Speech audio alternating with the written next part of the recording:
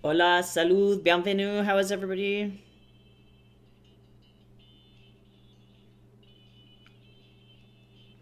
Oh, this whiskey starting with a funky bass. Holy shit. Charles coming in hot. Is this Charles? Yeah, woo! He's slapping. Oh, he's slapping the bass. Hi, Blue Breeze. Hi, Shin. Hi, Gabriel. Hope everybody's doing good. I'm doing pretty good myself, actually, all things considered. Not dying is bad. Oh, this tea is hot as fuck, though, so I have to wait. Oh, it burns me. Okay, so I'm gonna wait. I'm gonna leave it open for a second. All right, hold on. I gotta flip my koi fish over. Ow, it burned me. Okay.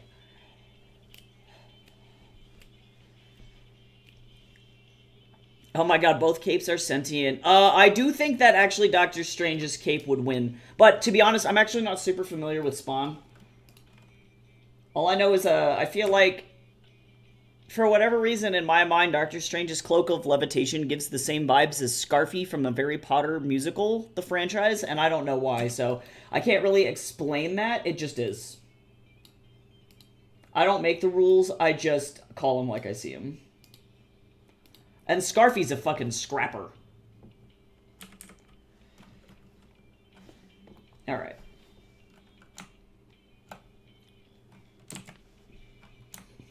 Today might be kind of a long stream. I'm gonna do some moving around so that way I can get my work done here. Well,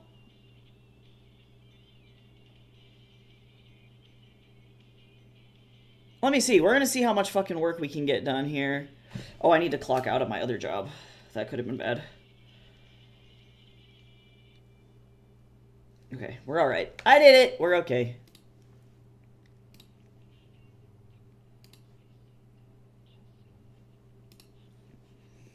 Hi, Gamby. How are you today? Okay, so Spawn's Cloak is a parasite made from souls and part vampire. Oh yeah, no, I believe you. Marvel's fucking wild. They don't pull their punches. Hydrate. Okay, let me sip this tea very gently. It's super hot. I did hydrate though. I also ate a tea leaf, but that's okay. I'm doing pretty okay. We're definitely shit's happening. This week is fucking crazy. When I mean that I had like 16 hours, when I say I had 16 hours of fucking homework and I'm still in the middle of it, I really do mean it. Um so I am trying to not die, but you know. Oh, Spawn is third party. I did not know that actually. Yeah, I guess I assumed because I see him fucking everywhere. Oh, Spawn. You can't keep Spawn out of your comics. It makes sense. I am drinking a lychee rose green tea today. I notoriously don't like this tea, but also I need to get rid of it somehow. So, consuming it is the answer here. Oh my lord. Y'all like my brush menu of chaos and sin?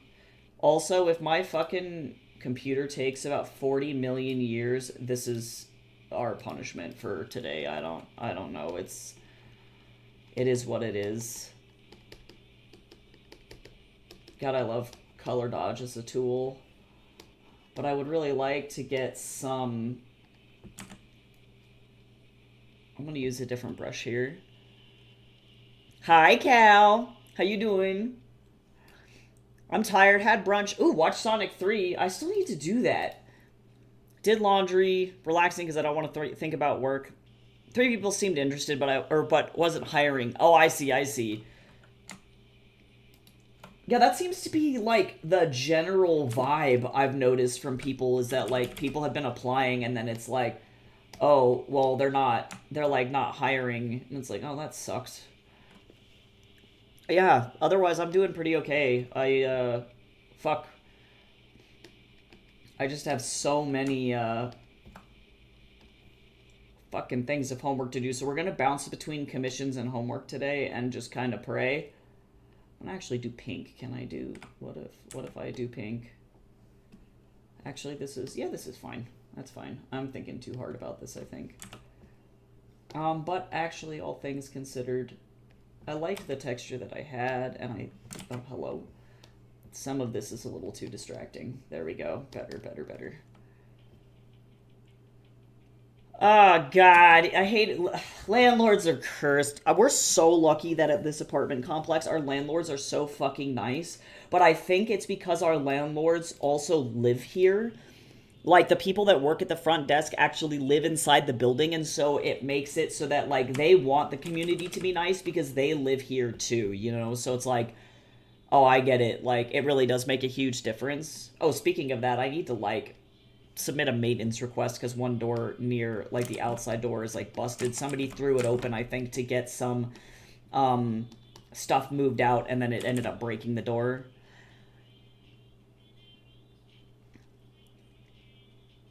Ooh, grape juice sounds so good. I wanted juice really bad last night, actually. It just seemed right.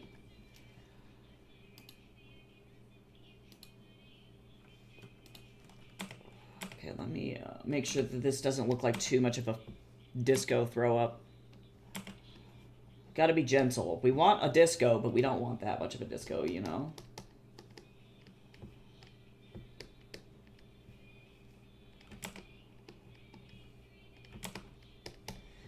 There we go. Very nice. All right. Dope. So that's this one. So thanks to this person who entered my raffle. That was very kind. And to everyone else who entered the raffle, too. I really appreciate it a lot. Hi, Badrick. How are you? Happy Monday.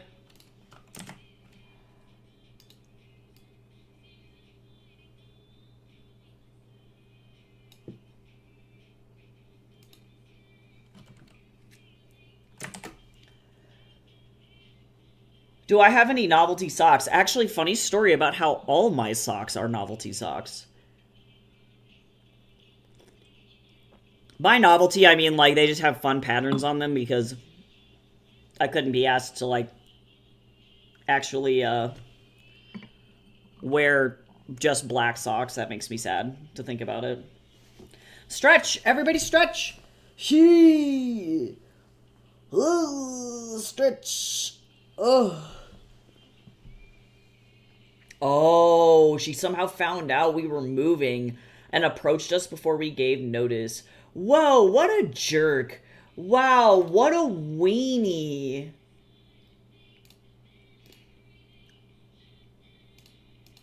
What a weenie.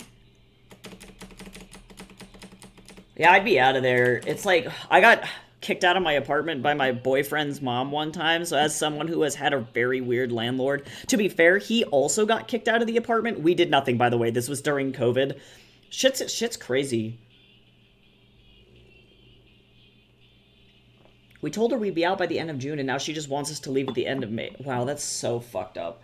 I think that's actually illegal. But maybe not, because it's such early notice. I like to be such a big pain in the ass to people who do that to me. I'm like, fight me. Fight me.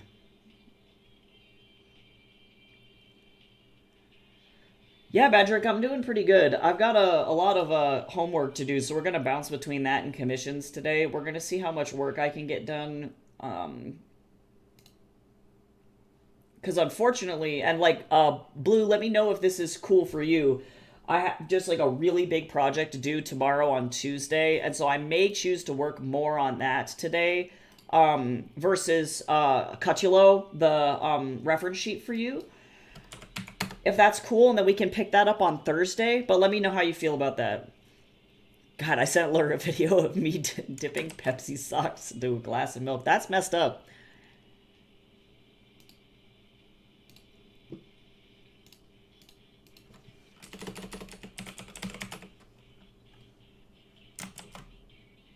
Wow, this is such a Leon track. I have no words to describe this.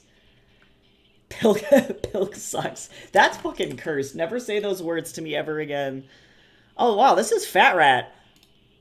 Oh, shit, I would have literally never guessed. This is kind of fun. This is, like, not really their, like, usual sound.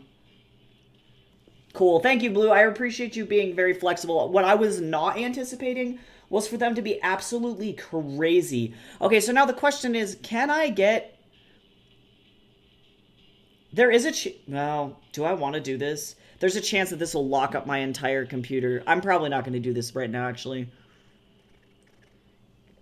Oh, thanks so much to Ian for following me on YouTube. I like how we now have a person named Ian, parentheses, wizard, just in case everyone was not sure. Wizard.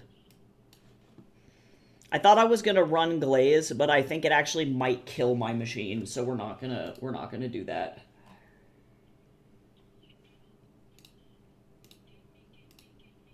I like how the parentheses denoting that they're a wizard separates them from other wizards. You know what I'm saying?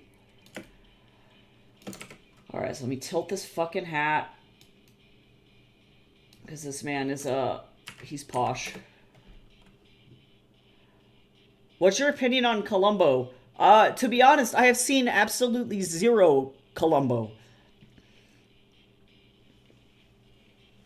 no, you psycho. It's true. Technically, it isn't illegal because we have because you're on month to month. I see. Yeah, they'll get you. Their landlords suck. Literally, landlords are fucking terrible. I don't know why they're like this.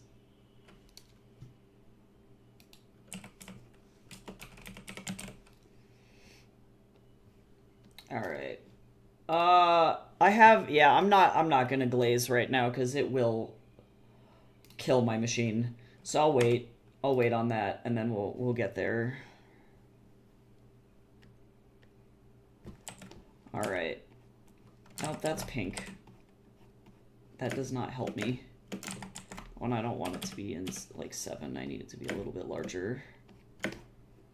I don't like that either. Yeah, so now I have to effectively scream and try and get this done along with a bunch of other shit before Tuesday. I don't know, we'll see what happens.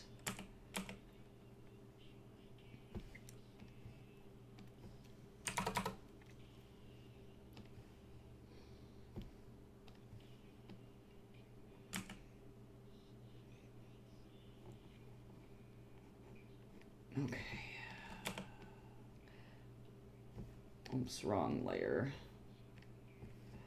But we did, and by we, I mean I suffered and I did an entire one of these for Darius, so this is effectively what we're aiming for, is some extra poses, a full body, a turnaround, and 5 expressions. This is called a model packet.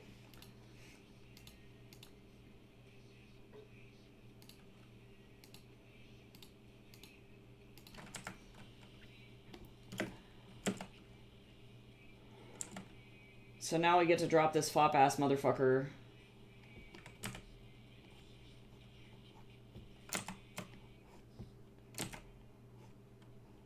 I didn't expect him to be so foppy. Okay, so hold on. I'm gonna do this. Oh my god, hello.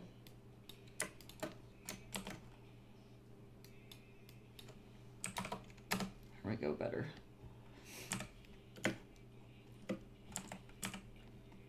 So, just trying to be as quick as I humanly can.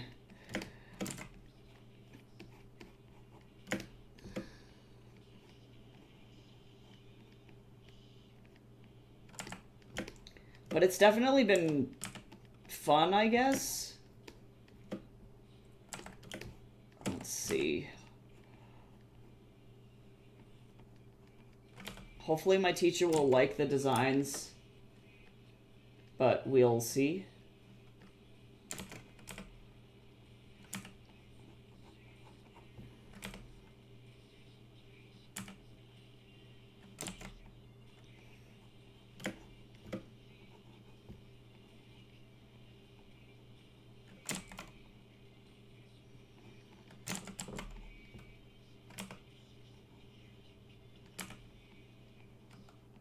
Hello?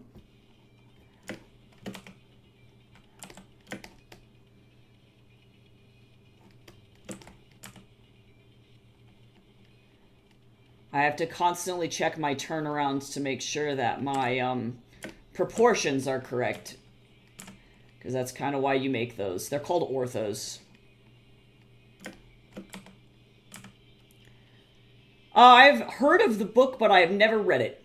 I have actually never read any of, like, the OG Sherlock Holmes either. I've only read Dracula. And I think that's part... Oh, I guess I can't say I've not read any Sherlock Holmes. I think part of it is recognizing that fucking Bram Stoker just... Or not Bram Stoker, Arthur Conan Doyle hated Sherlock Holmes. I'm like, I don't know if I want to read a book where the author actually just, like, legitimately just hated his creation. You know? Let's see...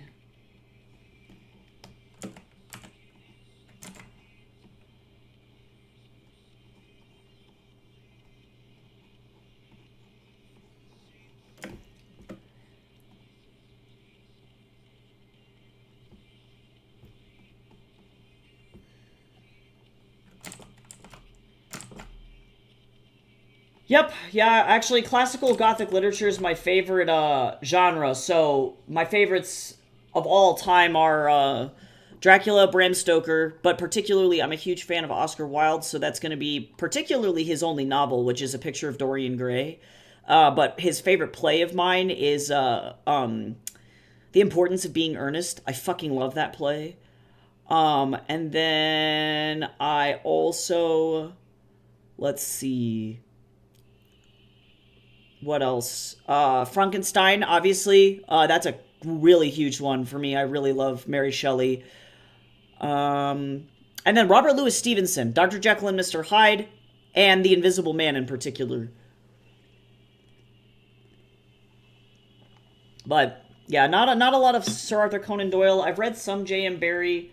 I read a little bit of... I've only read the first Wizard of Oz, so I haven't read any of the sequels that L. Frank Baum wrote. Although I do appreciate that there's like fucking 13 of them. That's hilarious to me. That's a lot of Wizard of Oz.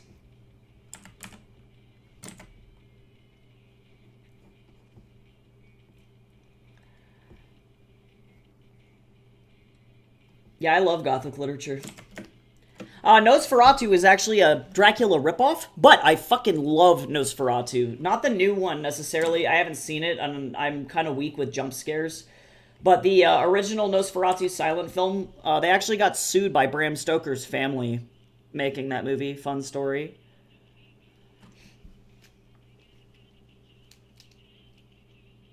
I'm over here looking for Starlight Express slime tutorials. Oh, hell yeah. Hello from the other side. I start screaming. I'm like a deflated balloon. Yeah, I'm so glad that they saved Nosferatu. Because it's so fucking stupid. That little dude sticking his arms in the air in the window is the funniest shit I've ever seen in my whole life. I fucking love Nosferatu. Like, unironically. It's me. No, it's true. Yes, Nosferatu and SpongeBob. No, legendary. Fucking so legendary.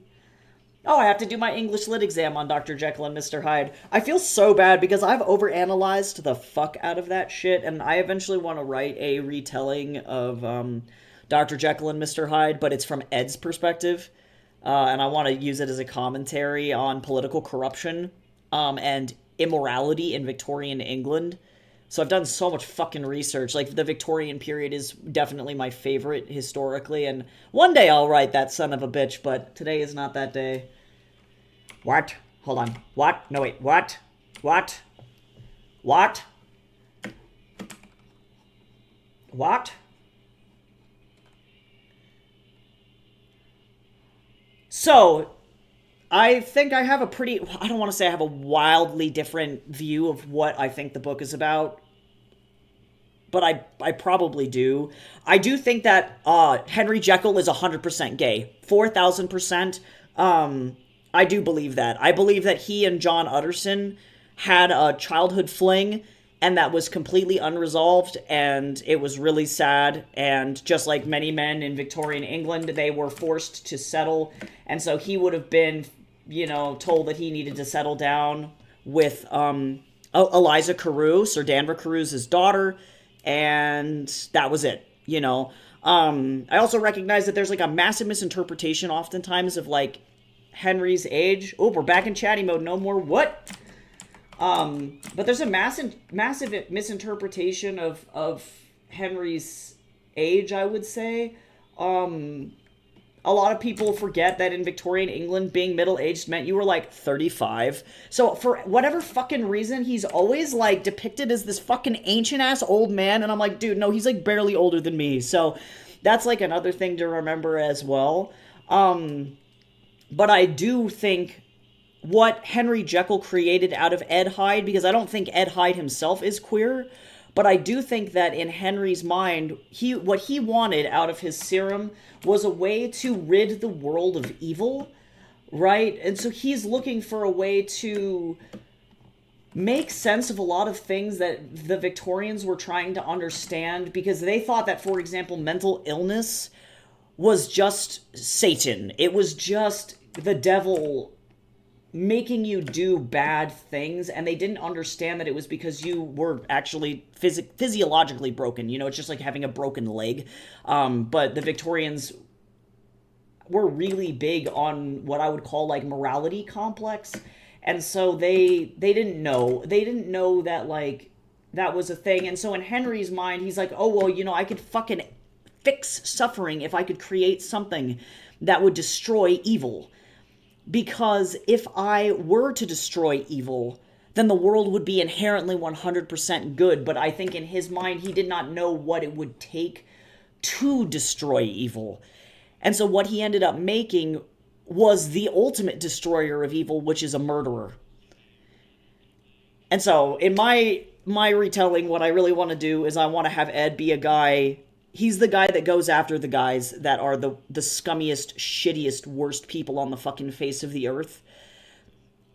And so he's a killer of killers. Like a Dexter character, almost, sort of. And then, of course, because Henry is fucking panicking and is losing control of his own body, he misinterprets the situation pretty dramatically. And I don't imagine that Ed is the best fucking communicator in the whole world. So... And ultimately, Henry can't grapple with what has happened because he ends up creating something that has its own life and its own personality as well. And so it's not just that he created an alternate version of himself, right? Like the Hulk is an alternate version of Bruce Banner. He created an entirely new being, and trying to reconcile with the fact that now you not only have to acknowledge that you need to take care of yourself, but you also need to take care of this other being that you brought to life. Henry becomes incredibly selfish in that, I think, and then is, again, panicked, and so doesn't want to recognize that Ed now has wants, desires, needs, hopes. And so I would like to explore, I would love to explore Ed's relationship potentially with sex workers, with potentially a wife, with where he thinks that his future is going to go, and he knows ultimately like that the whole thing is going to end in a fucking train wreck anyway. And so his thought is like, okay, well, if I'm going to go out with a fucking bang, but the book would definitely be a tragedy.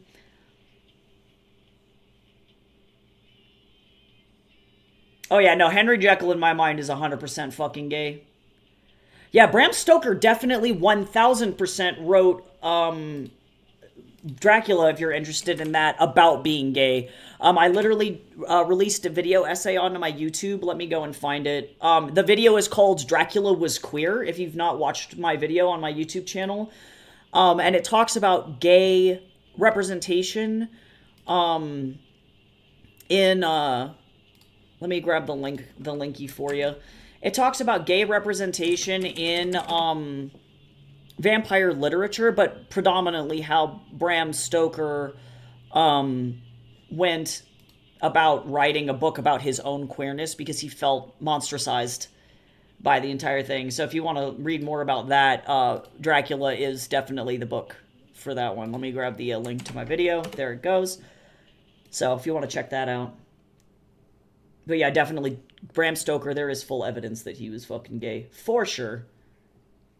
For sure.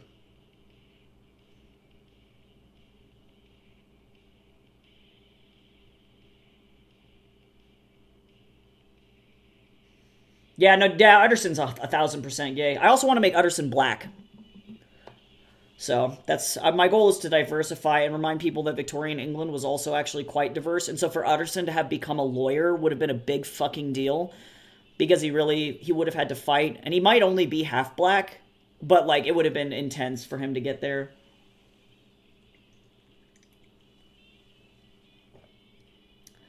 I don't believe that they found the identity of Jack the Ripper. If you're referring to the guy that supposedly found a shawl that has DNA evidence on it, that's probably not going to come to anything because there have been people saying that they've found, quote, crime scene evidence for the last, like, forever. And unfortunately, even if they did find something that was at a crime scene, the DNA deterioration at this point would be so bad that they would not be able to get any information from it. And that guy, unfortunately, that's claiming that he found that crime scene evidence or he, quote, bought it at an auction is very likely trying to just give himself some internet clout, which does suck. Womp womp. I hope that one day we do find his identity, but I really don't. I don't think it's that thing.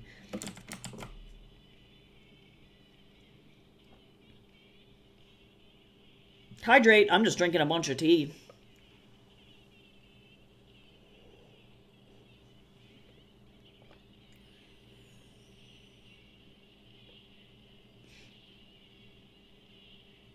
Yeah, I love Jekyll and Hyde, but not necessarily. So I find Robert Louis Stevenson's writing style to be kind of shit, to be honest. I don't think he's that great of a writer, but what I do appreciate is the themes that are covered. I think Bram Stoker's a better writer, in my opinion. I think Mary Shelley is the best writer out of the three of them. And actually, truly, I think that Oscar also has a lot of talent in prose, too, and he gets left behind. Yeah, no, they probably... I definitely hate to be the true crime DNA guy, but they definitely will probably never figure it out. No offense to the Victorian coppers, but they fucking sucked. They sucked so bad at what they did that, like, the crime scene contamination at those sites was so bad. Like, because if you can imagine, Jack would kill people, and then people would run up and just touch everything. They'd be, like, the cops would show up, and everybody'd be fucking covered in blood on the scene.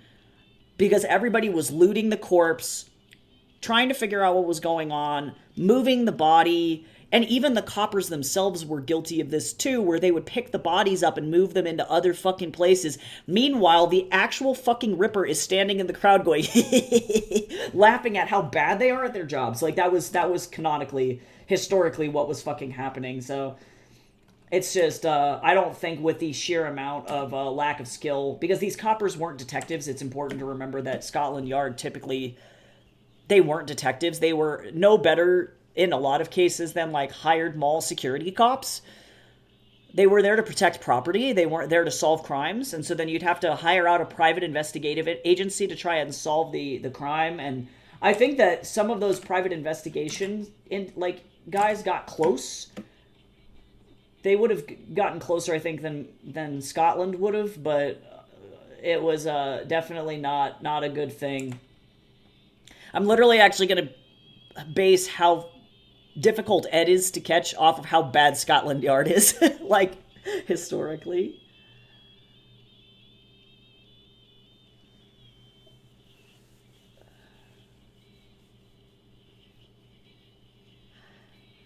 I can't. They would be fucking huffing the evidence. Yeah, no, for real. Like, and actually, cops were... Scotland Yard, the bobbies were very likely to, like, fucking take any valuables off of people and confiscate them so that way they could, you know, sell them later, fence them themselves. It was, they were not very good at their jobs. It's certainly a far cry from modern investigative standards, and even still, like, I know our cops here in the United States are incredibly corrupt, and they don't... Like, not all cops, obviously, but, like, for the most part, I've seen a lot of, like, massive blunders. I've seen cops get arrested for going into houses. Like, I watched a body cam, set of body cam footage at some point in Texas where a woman was having her house... She was being evicted because she was just not paying rent. And this was like a very nice house in Texas, right? Like it was, 4 bedrooms, 3 bath, brand new build, very nice house. And the cops went in there and they found just a shitload of cocaine all over the fucking place. But what did these cops do? They started looting the house. So the cops themselves were taking cocaine and stuffing it down their armored vests and stuff. They were taking Gucci sunglasses. They were taking people's cell phones. And it's obviously not to turn into evidence, because why would they need to stuff it down their vests and hide it if they were going to go and put it in an evidence locker? They were huffing the cocaine. They took the cocaine later. And then they sold all of those items to fences. And they ended up getting caught because one lady forgot to turn off her body cam. So that sucks. But yeah, point being is that kind of shit happens all the time, even today still. So yeah, I don't know if we will ever get close to the Ripper. And I don't think, what's interesting is I don't think it really matters that much. Not to say, of course, that getting closure for the victims doesn't matter. But I think the truth is that there were so many people doing fucked up shit at that time that it's not really a surprise. Like, he literally could have been anyone. He could have been somebody's brother, somebody's uncle. He's like a God-fearing man that goes to church every weekend, and then he goes and does that fucked up shit on the weekend. You know what I mean? It's like, that was a very commonplace thing for not just men at the time, but everyone. Everybody had some kind of really fucked up side hustle, like baby farming or some shit. Like it was kind of a dog-eat-dog world in the lower classes of Victorian society, especially towards the late Victorian period, as we neared industrialization, and it was a fucking time to be alive. Everybody was getting fucking syphilis.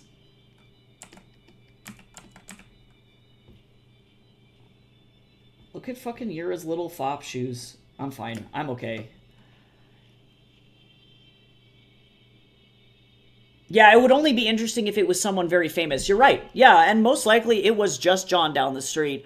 And, like, not to say, too, that all of the killings were his as well, because copycat killers loved to get on that shit at that time.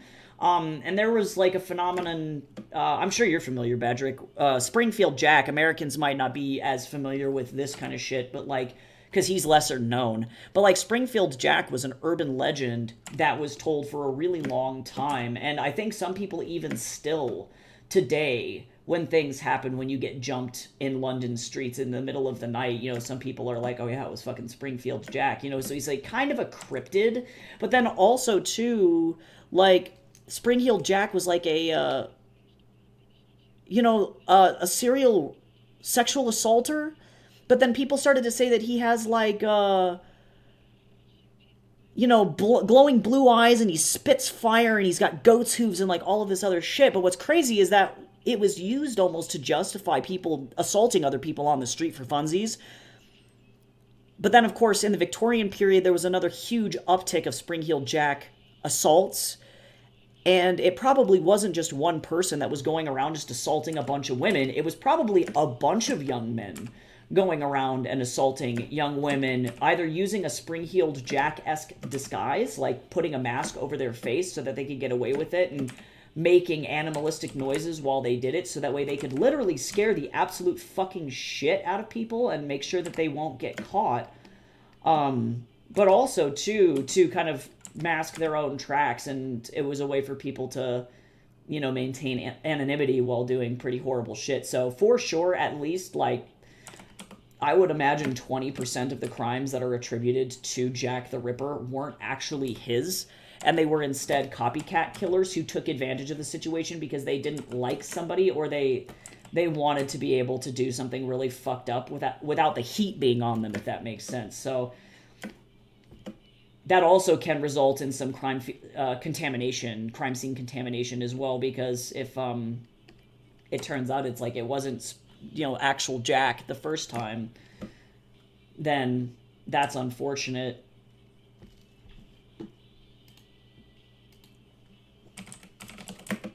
I really wish, let me see where we're looking here.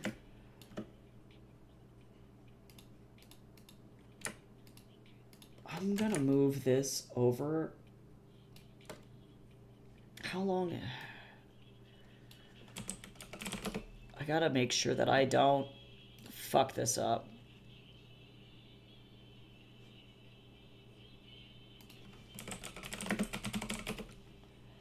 Oh yeah, he kind of needs a forehead, you know? Don't you just love having no forehead? Foreheads are for the weak.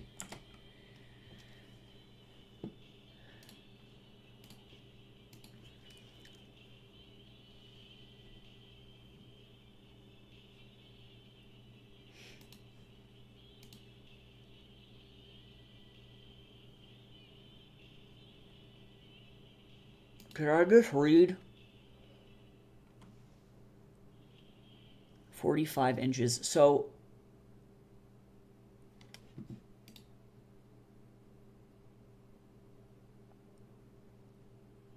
$35 Okay, so hold on. I need to do some height comparison shit here, because otherwise I'm going to fuck up the length of this rapier.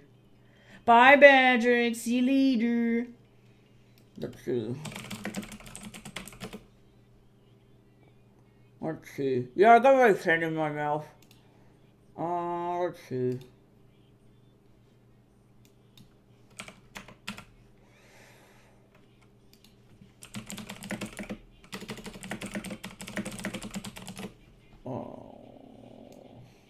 Why?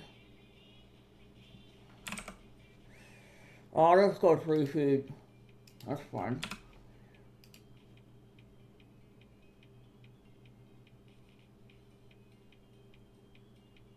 Okay.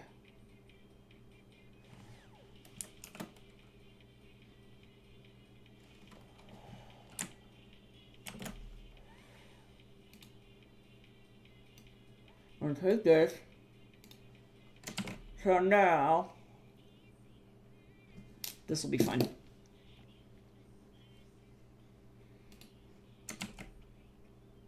Okay, there we go. So now we're gonna take this, meet this to Yura's height.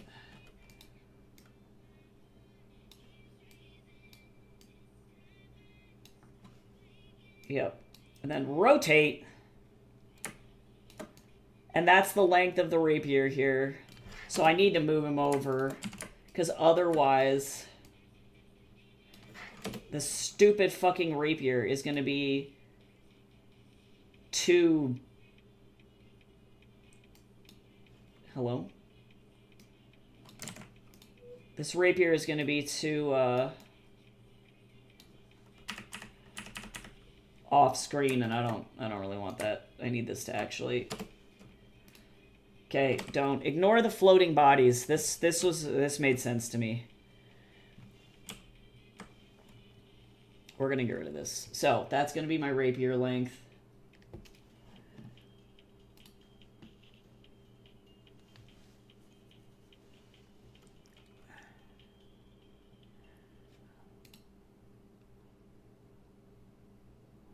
All right, I need to figure out what I want to do.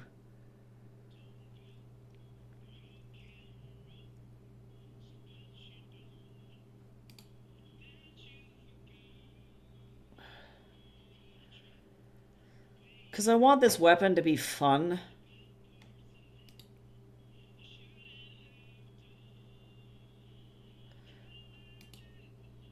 But also, I don't want this, I don't want to focus too hard on this weapon here.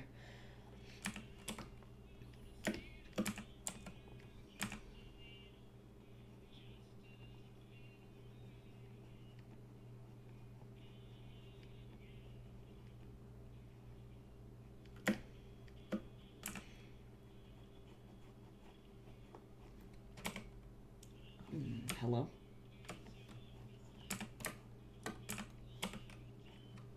No.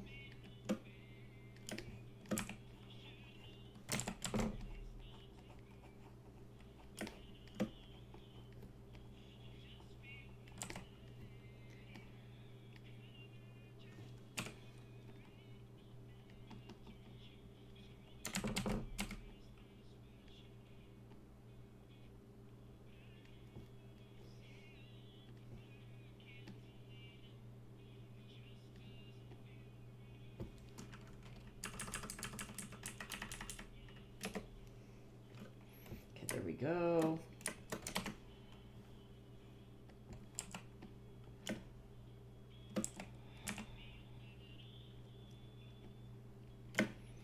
Come on.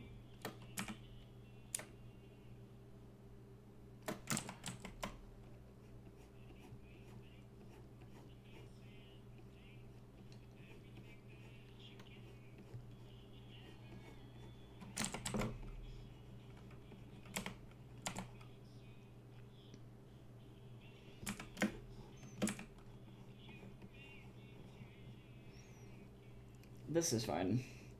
I just have to remind myself that this is really loose. I'm like trying to figure out, I just don't know how complete this teacher wants this fucking thing to be. Because I am trying to fucking... The thesis students have like an extra like 2 years to be able to work on this shit. And so I'm like, do you want me to have a complete like finished sheet, or am I good? Like, I don't fucking know.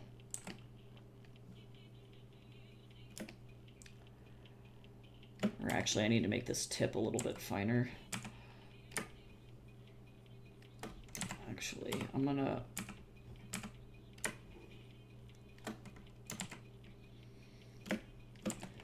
make this tip pretty fine. And then we're gonna take this and...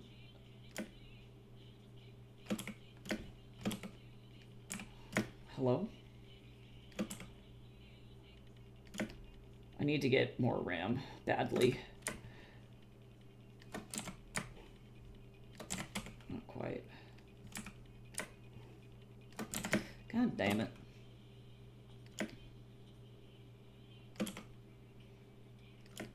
Because I don't know if I should, like, put in some flat color.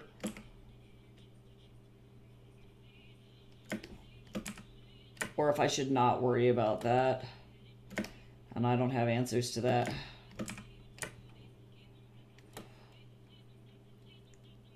Everything about this is dumb. Okay, hold on. Actually, I don't have to do that. I can go like this.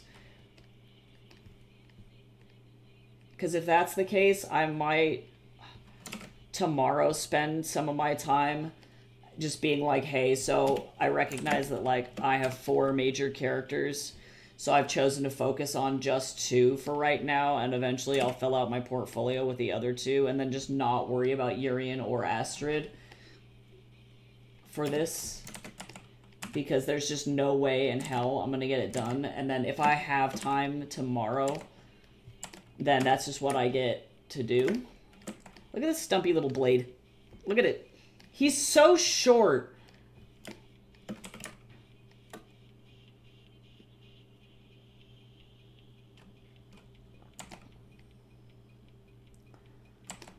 I feel like this needs to be a pokier blade. Hold on, I need it to be pokier. I want it to be pokey. Do the hokey pokey.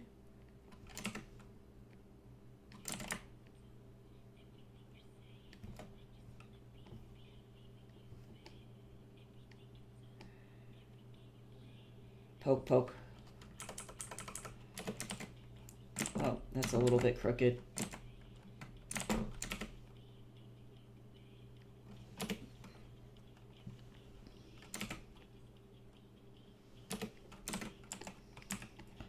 Fix it! Fix it! Oh, wait. There we go. Now it's pokey and not crooked.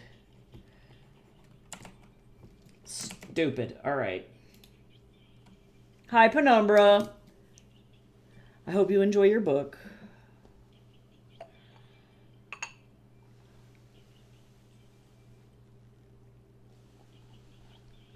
God, he's so short. Okay.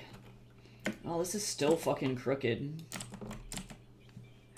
Why am I like this? It's okay. He can have a busted ass fucking sword. It's good. Hello? Well, like, rapiers in particular, historic rapiers, were shorter than average. So this would have been, this is modeled off of like a 35-inch rapier. So Yura's 5'3". This is a 35-inch rapier. So I could probably lengthen it just a little bit. But like between 35 and 45 inches. So they actually weren't. I could go like this just a little bit. Give it like 2 inches more. They actually weren't as long as people think, because rapiers are they function a little bit differently than great swords or standard short swords. Like great swords are a whole other monster in themselves. So, but yeah, Yura is a comically short individual to begin with. So it looks a lot longer than it is, but then also looks like it should be longer, but then also he has stumpy little legs. He's a tiny little man. He's a tiny little guy.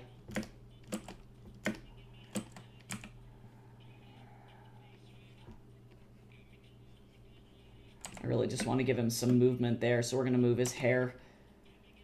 And then we're going to move the coattails as well, so that's going to be my next layer here.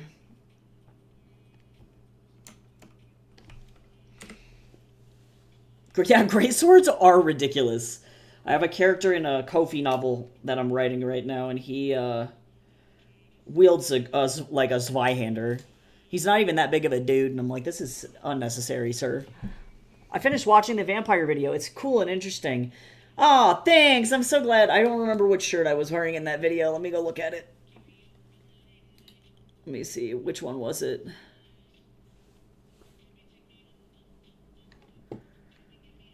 Oh, yeah. That's I got it from ASOS. I love that button down. But yeah, there's a lot of gay shit. No, and like that, the whole thing was spawned because somebody literally was talking to me about King of Dust, because I wrote a vampire fantasy novel that's a Dungeons and Dragons novel. I mean, that's what this whole thesis project is based off of. And the person was like, man, I remember when vampires weren't fucking gay and they were actually cool. And I was like, dude, since when? And then it pissed me off so bad that I did an entire video essay, because I was like, I don't know how to fucking tell this person that, like, vampires literally have always been gay. And, like, I don't know how to tell them. True, like, yeah, I think about Cloud's Buster Sword. It's so fucking heavy.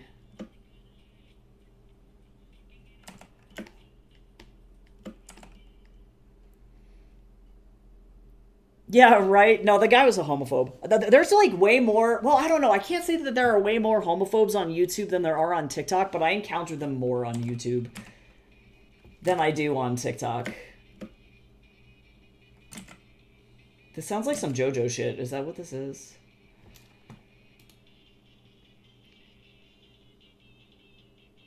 It's not, but it's got the same essence. I gotta go. This is fun, though. We'll listen to some Tamil. Or no, this is Telugu. I think this is like Telugu Nadu. Telugu music. I love Telugu. It's so fucking pretty.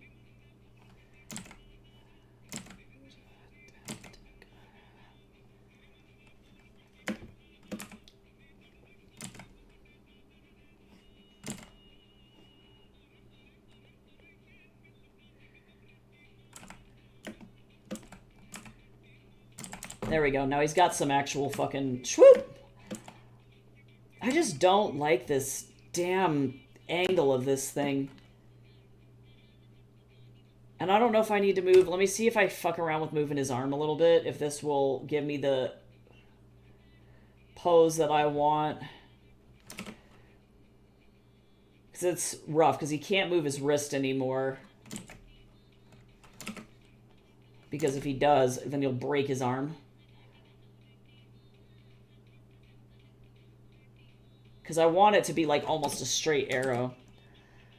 I'm gonna go realize how little German I know. Godspeed. The only German that I know is the phrase, the sentence, Wo ist eine Banane? That's it. There we go, that's a little better. Oh, and I can also shorten the top of this hat a little bit. There we go. Whoops, not quite.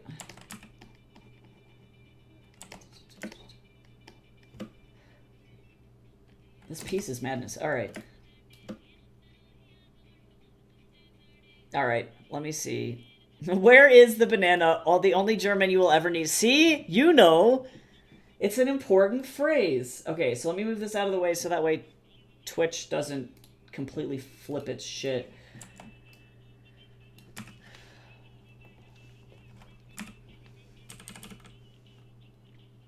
Because otherwise it definitely will. Over censorship issues. I also need to fix this model because in order to get this model into this pose, I had to break its back, and so... Bananas just makes me think of that one D&D character. Which one? I've been watching a lot of Legends of Adventurous, I think is the... or not like watching, listening to the podcast truly, but watching their animated clips, and it's just, for me, it's been all bitsy all day, every day. I'm just like, oh no, no, there's someone running around here with a bloody penis. And that's like literally all that's it.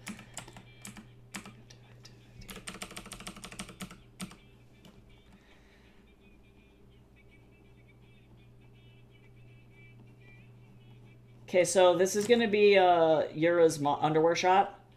I've been putting them in underwear just in case anybody was curious. This is Darius's. So... Hi, welcome back. Oh, the Dragonborn in that game. I didn't even know. I didn't even know about the banana. That's funny. All I know is I know about the clown. And I know about Bitsy. That's all I know.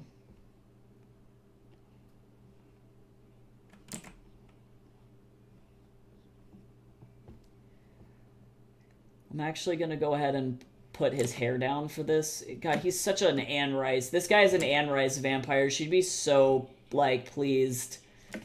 She'd be like, oh my god, he's perfect. And I'd be like, you're welcome, Anne. Oh, my game. Oh, you mean Rack. Yeah, poor Rack. He could never fucking find the banana. He was trying to find a banana in Starkovia, and that was not going to fucking happen for him. I forgot about that. Poor guy. Yeah, I was running a Curse of Strahd campaign, and it's where King of Dust, the idea for it even really came from, and I had a player who was playing a Dragonborn who was like, I want to go into town and buy supplies, and I was like, okay, sure, which supplies? And he constantly was like, I want bananas. And we were like, I don't know how to tell you, but you guys are like in the heart of the Carpathian Mountains. Like, there are not going to be any bananas here. And he was so sad.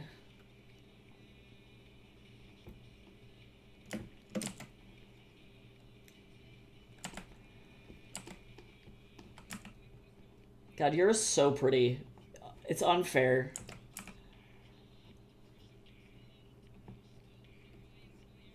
Unfair.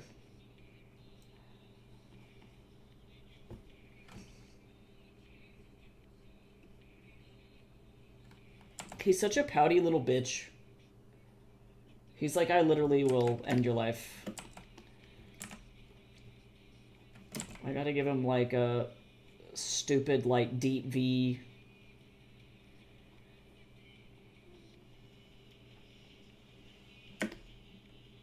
I love that. Hello, small cat.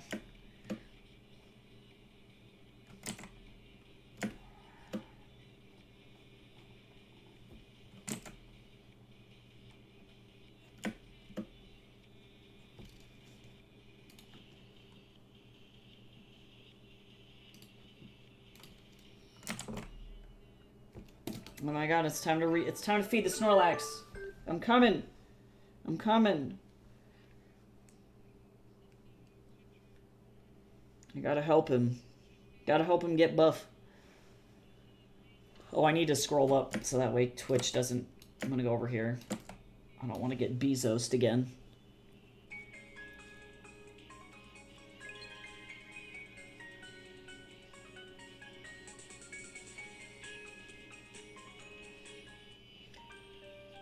What's the most crazy food or drink that you've ever seen? I'm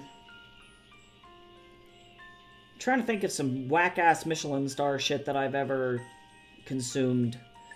Um,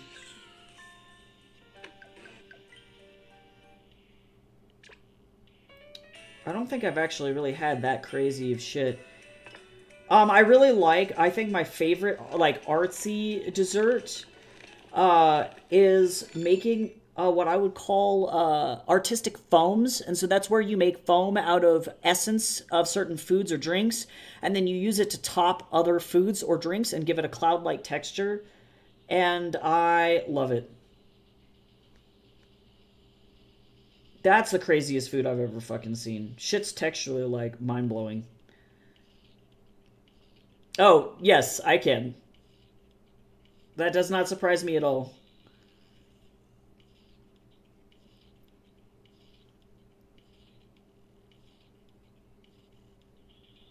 I thought you were gonna say, like, something else. Because I was gonna say, this stream is a little cunty, because that drink better be serving. It's gotta be the most fucking... The floor better be on fire, is all I have to say. I need it to be an official sponsor for RuPaul's Drag Race. That's hilarious, but terrible. That is very weird, though. I wonder if that... Is it from the United States or is it from another country? Because I noticed that sometimes that happens in other countries more often than it happens in the US, anyway. I do have a really funny story about something similar to that, though.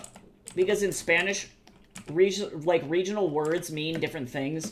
And so, like, in some areas, like, the word concha means shell, right? It means, like, conch, like a conch shell. But, like, it's I guess, a term of endearment you can use, you know, so you can call, like, your girlfriend, like, Mia Concha, or, like that's you can call like use that as like a nickname, like her name, right? And like that it makes sense to me. I'm like, oh, you're like my little seashell, you know. It's like it's really cute. The color black in Spanish was actually not a swear word. It's not a swear word.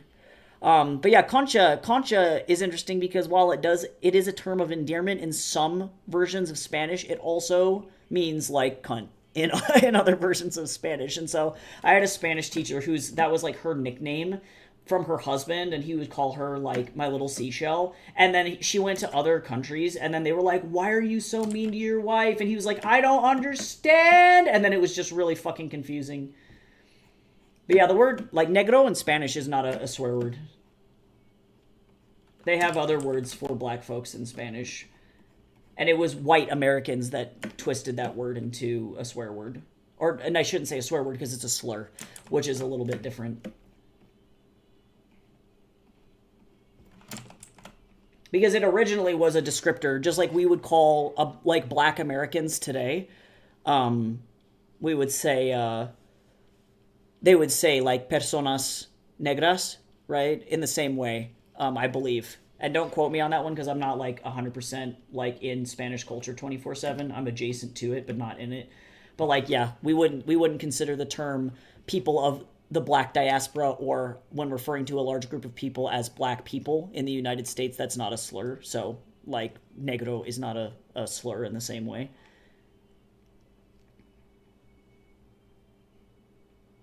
Straw in different versions of Spanish. I don't know. I've personally never heard that as a slur.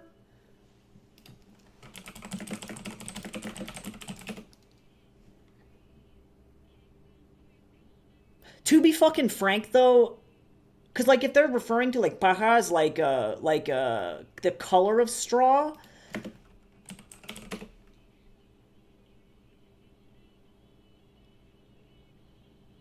Oh, apparently it can be used in like as a pajita. Pajita is potentially derogatory. So to be fair, in Spanish, any single fucking word can be derogatory. That's just the way that it works. I didn't make the rules. I just play by them.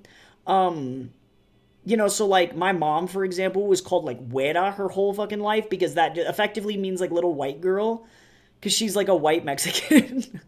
So I, by proxy, would be like güerito because I'm like a little white Mexican boy. I would not identify as Mexican, but I have Hispanic heritage. So you could call somebody pajita if like they were like very fair haired. You know, it's like, oh, you're not Spanish looking. You're fucking pajita. You're white. You know, it's like that could be potentially the context for it. Um, but there's a bunch of different words it looks like that mean the same kind of thing. But yeah, pretty much any, like, if you can think of a word in Spanish, it can be made into a swear word or a slur in some way, shape, or form. Like, you can use it to bully somebody else regardless. It's kind of like how the word like way in Mexican Spanish is technically an insult, but it's also used as a term of endearment as well, if that makes sense. Like, you know, you're just like, "Hey, ¿cómo estás, güey?" It's you're not saying like, "What's up, idiot?" You know, like that's that's not what you're saying. You're saying like, you know, "What's up, like homie?" Like, or what's up, my brother?" Like what it's like it's slur or it's a slang term like that. It is mean.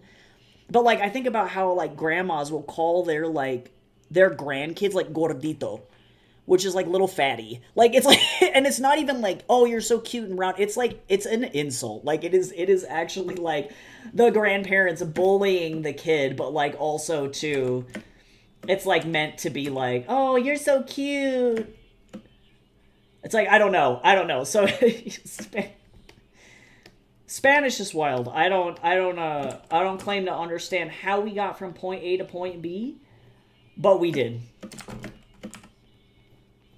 I'm not like involved enough, I don't think, in like Spanish speaking like Mexican culture just because of my circumstances to really like make calls on it. Oh yeah, I had like literally a sopapilla like 2 days ago.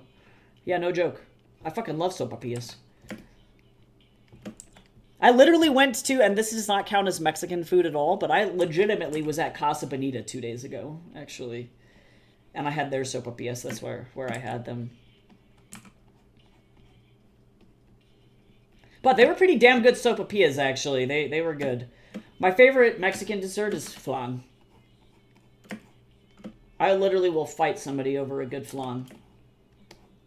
Let me see. I need to look up these underwear. Okay, so they're effectively like booty shorts. These are called breeze or braise. Pardon me. I do not speak French. But to be honest, they're just underwear. And I think that we have a seam that goes up the back. Hold on. These are the most embarrassing underwear of all time. These are not attractive in any way. Bless the medieval period. Yeah, coup de crayon. That's funny. Pencil neck. Yes, true. Yeah, mongols. Oh yeah, it's like saying my pal or yeah. Gordo. Gordo is the same word in Spanish. Yeah. I am Irish in descent, but I was adopted as a baby, so I feel really disconnected from Irish culture. I had a similar thing happen to me, Blue, where my abuelo, he went to an orphanage in Denver, but my abuelo he is Chiricahua Apache, Diné, and Pueblo, and Maya in descent, and maybe some Lakota, maybe. I don't know that for sure. But he and Spanish, Basque Spanish specifically. So in other words, he's Mexican and he is indigenous, like full stop. And unfortunately, because he was put in that orphanage in Denver, he was separated from his family, and he was told that he wasn't really allowed to speak Spanish, and he was also told that he was not Native American and that he was not Mexican, or that it was really bad to be Mexican. And so he had like a huge cultural identity breakdown and didn't know like who he was or what his culture was. And so he literally legally changed his name from Jose Felipe to Joseph Philip, and then proceeded to just be like, "Nope, I am white. I'm not Hispanic anymore." And then when he married my grandma, who was very, very white German, He ended up having 4 kids, so that would have been my aunt Chris, my mom, my aunt Katie, and my uncle Joey, and they were 100% disconnected from any Mexican culture that they had. So it was really weird for me because I grew up with second cousins and cousins who were full Spanish speakers. Like I have a cousin Enrique, like it's like that level of Hispanic, and they all were fluent in Spanish, and I had to teach myself Spanish in high school. And that's like as close to the culture as I can get, which is a very weird place to be because like literally 20% of my body is indigenous Mexican. And so I'm like, oh, cool. I'm like, I don't know what the fuck to do with that information. Like, I don't fucking know. I don't know. When I lived in Texas, I made flan at least once a month. Yes! Oh, fucking flan. That's how you do. It's like flan and Christmas tamales. Those are like my 2 favorite things in the whole fucking world. Oh, yes. My family hid so much of our native traditions to keep from getting sent to the, oh yeah, the res, that my family is completely disconnected. Yeah, and it's a really weird place for my family to be because we're Puebloan. So nowadays, Puebloan people, they live in Pueblos, but they're not really affiliated with any like reservations or reservation tribes because when the white conquistadors and also the Manifest Destiny folks came across the U.S., they saw Puebloans living in cities and shit, and so they went, oh, you're not like the other Native Americans who are like nomadic people. You guys can stay. And so then that shit got really weird, and then they ended up making cities around his like or indigenous and Hispanic pueblos, and so a lot of the pueblos that exist in Colorado today are just there because they ended up just assimilating, I guess. So it's like really weird. So like Santa Fe, Albuquerque, in southern Colorado, that's like the entire San Luis Valley. Pueblo, Colorado is literally that place. So it's like it's really weird. So that I think is most of my family's culture is that.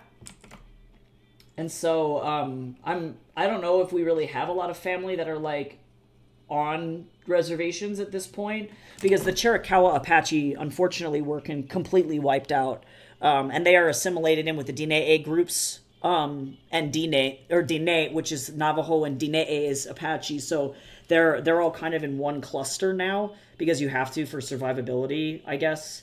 So it's very weird.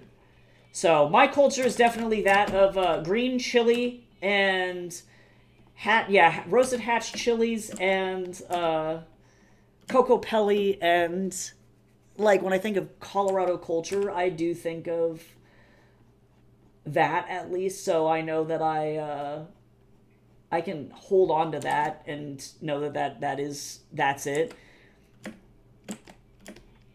But it's definitely it's a very weird place to be.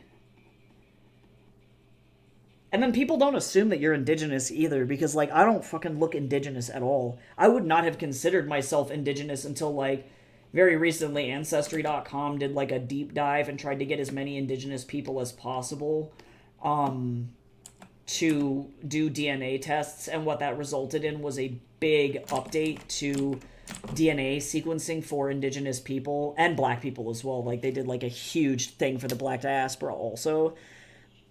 And then all it did was it bumped my indigenous ancestry by like fucking 10%. And I was like, okay, so now I'm like legit almost a fourth indigenous. Like this shit is crazy. And like it makes sense having like an indigenous grandpa, but it's like you don't think about that shit, I guess. I don't know. Because I recognize I have not experienced anything close to and like what my mom would have gone through being like güerita and like being very light-skinned Mexican.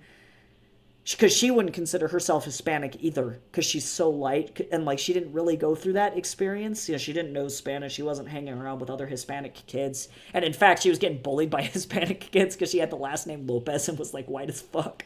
So it was like I don't know, it's like it's so wild.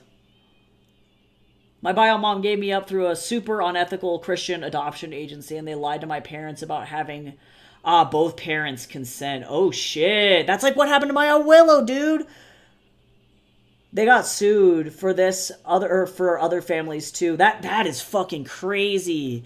Yeah, no, that's what happened to my abuelo in the 50s. Like legit, same deal. Shit's nuts. Yeah, man, that's wild.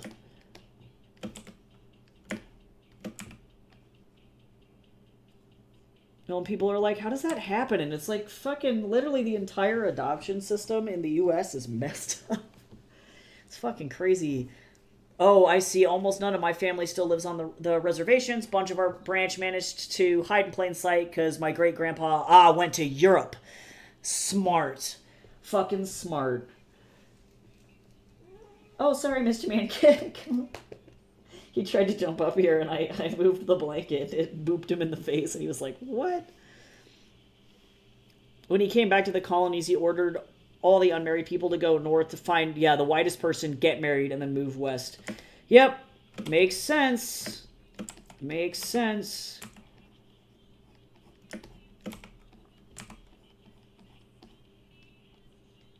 Yeah.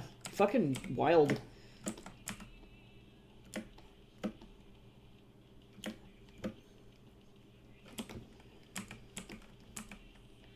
Yeah, I wish I knew more about my family's history on that side. Because I don't know very much. And it's unfortunately because of the adoptions. Like, and then my abuelo had literally 27 siblings. Because his dad went absolutely fucking ape shit. And that's partially the reason why my abuelo was put up for adoption. Because physically, his dad was an alcoholic and, like, crazy and was going around literally having sex with as many people as humanly possible. And then that resulted in way too many children. So grandparents could only take care of like one, and that was my great uncle Rudy. And then my abuelo and his other siblings got put into the orphanage system. So, and he liked it there. It's tough because it's like it was still low key kind of fucked up. So he didn't really talk about a lot about what happened there, but I know that he was abused there in more ways than one. But it was like the only like family he had, so it's like it sucks. Yeah, right. After the Civil War, people just assume it's like, oh we're definitely white. We are way white. Obvi.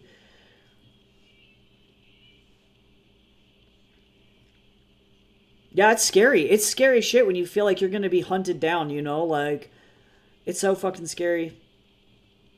Yeah, and I don't think my abuelo's family were really afraid of that. I think because they were, like, Mexican, truly, in heart and soul and spirit. They were like, fuck it, you know, we don't need to assimilate with white people. And especially because they lived in New Mexico, and New Mexico fought to not be a state until literally 1912. They were like, fucking come and take it.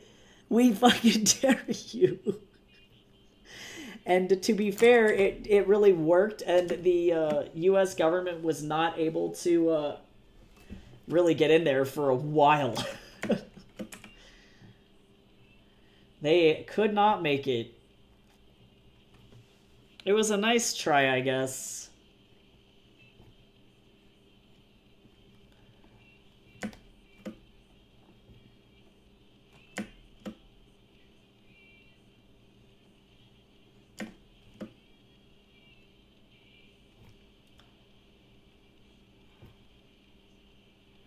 It's a fucking U.S. history's wild.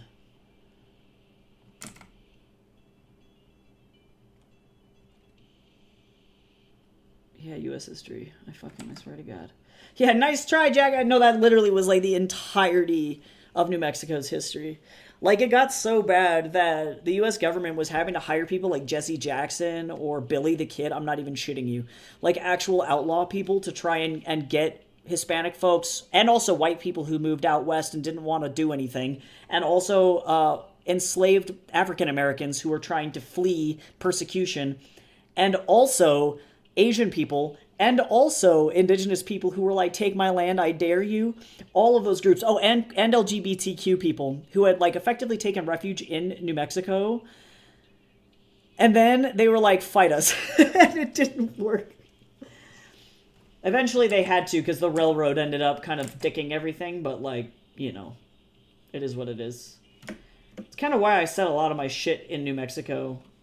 This werewolf thing that I'm working on is also set in New Mexico, too. I have a lot of strong ties to that area. Which just kind of is what it is. I wish that I would have known more of my Hispanic family. But my mom is not very connected with them. I have so many strong opinions on adoption. Same, though. Like, true.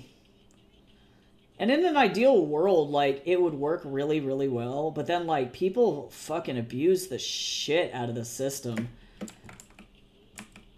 And, like, some kids, like, obviously kids don't have a choice. Like, they're just, you know... You're just trying to, like, find a place where you belong and where you are loved and can love, and holy shit, people suck. Okay, let me get this little fop man some socks.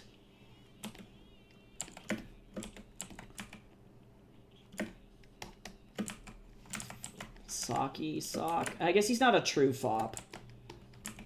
And actually, he's a dandy. He's not a true fop. If we're being real. I should stop calling him a little fop man. That'd probably make him upset.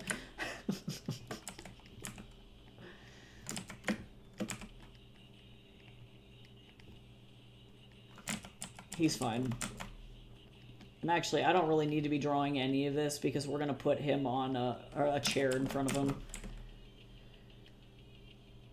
Yes, that blew 1,000%. Yeah, because people need to realize, like, it's the same people who unfortunately, like, and I don't obviously want to compare kids to animals, but, like, it's the same people who fucking adopt an animal being like, oh, this animal's gonna complete me, this animal's gonna fill my life, and it's like, no, you need therapy. You don't need to fucking adopt a dog. You don't need to, like, adopt a cat. You don't need to do any of this shit. You need to go to therapy. In the same way that you don't need to adopt a child. Like, you need to go to fucking therapy. No, he's a Hobot now. That's accurate. My great-grandfather had to go to the Oklahoma reservation because in 1920, it was not safe for him to be... Oh, he had to leave ICED to be on the res. And then my grandfather had to have BIA papers that said his cousin could come to the farms we homesteaded before Kansas became a state. I gotcha.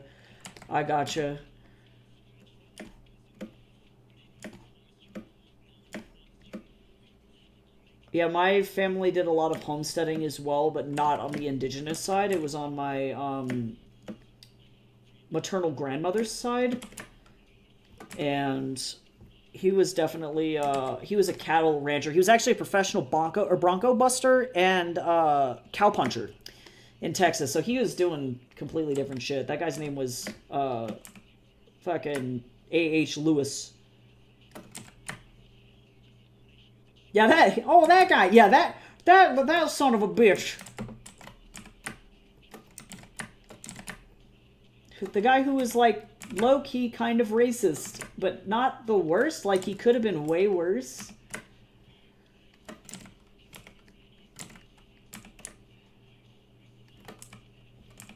Oh my god, who is this? Who is raging about Donald Trump? Lawrence Timony?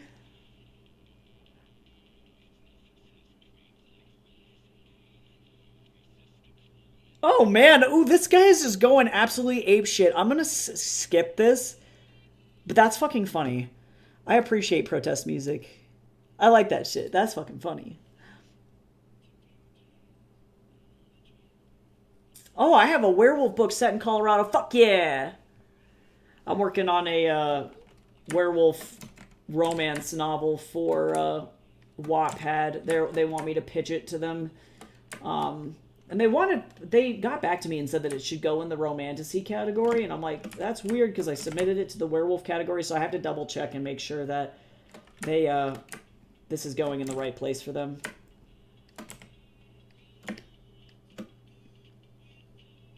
People need to go to therapy for infertility issues rather than just jumping to adoption first. Yeah, I find it surprising that you don't have to take effectively a psych eval, because like I find it funny that in order to get, like, for example, for me to be able to start hormone replacement therapy, I had to do a psych eval to make sure that I was of sound mind.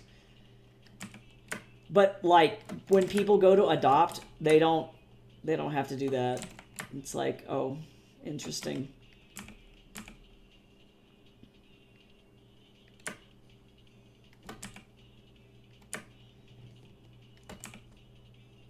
Because then you could determine whether or not somebody is actually fit to be a parent.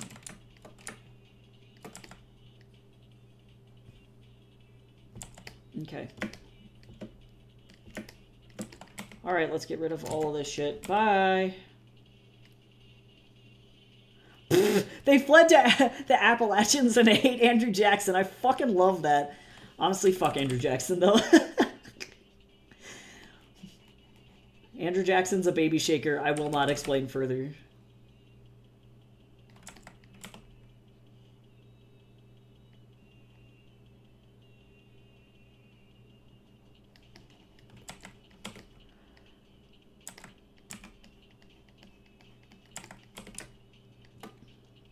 My dad was a psychiatrist. They would have never had an issue.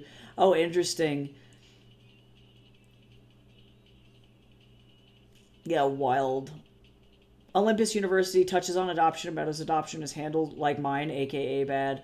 You know, honestly, it's good to talk about that shit though, because it's like it's not easy. Like, and I know, like, I have two, I don't want to call them orphan characters because they're not really. It ends up working out in the end for them. But like, I have two characters who they end up losing their parents, and then they have to go and live with some fucking weirdo in Ireland, actually, who's not related to them at all. And it touches on, you know, the trauma of being separated from your family like that. And, like, I recognize that certain silly books do touch on that a little bit, like A Series of Unfortunate Events touched on that barely. But it didn't really talk about the actual, like, trauma of having to go through that. You know, there's like, it was kind of like, oh, these kids are orphans, and it sets up a villain, and then that's really all that it does. But it doesn't do much else.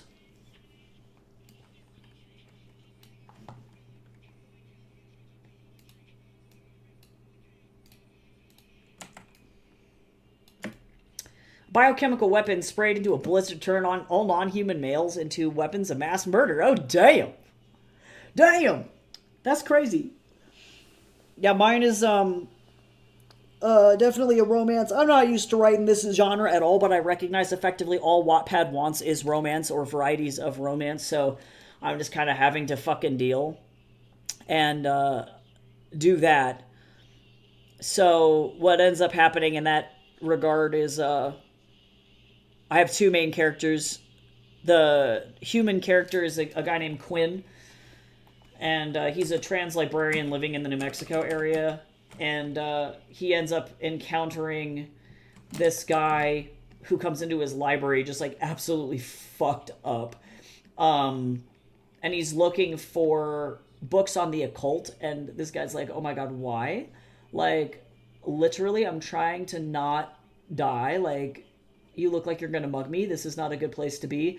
And then they end up getting attacked in the library by these human-animal hybrids. They're not just wolves, but animals of prey.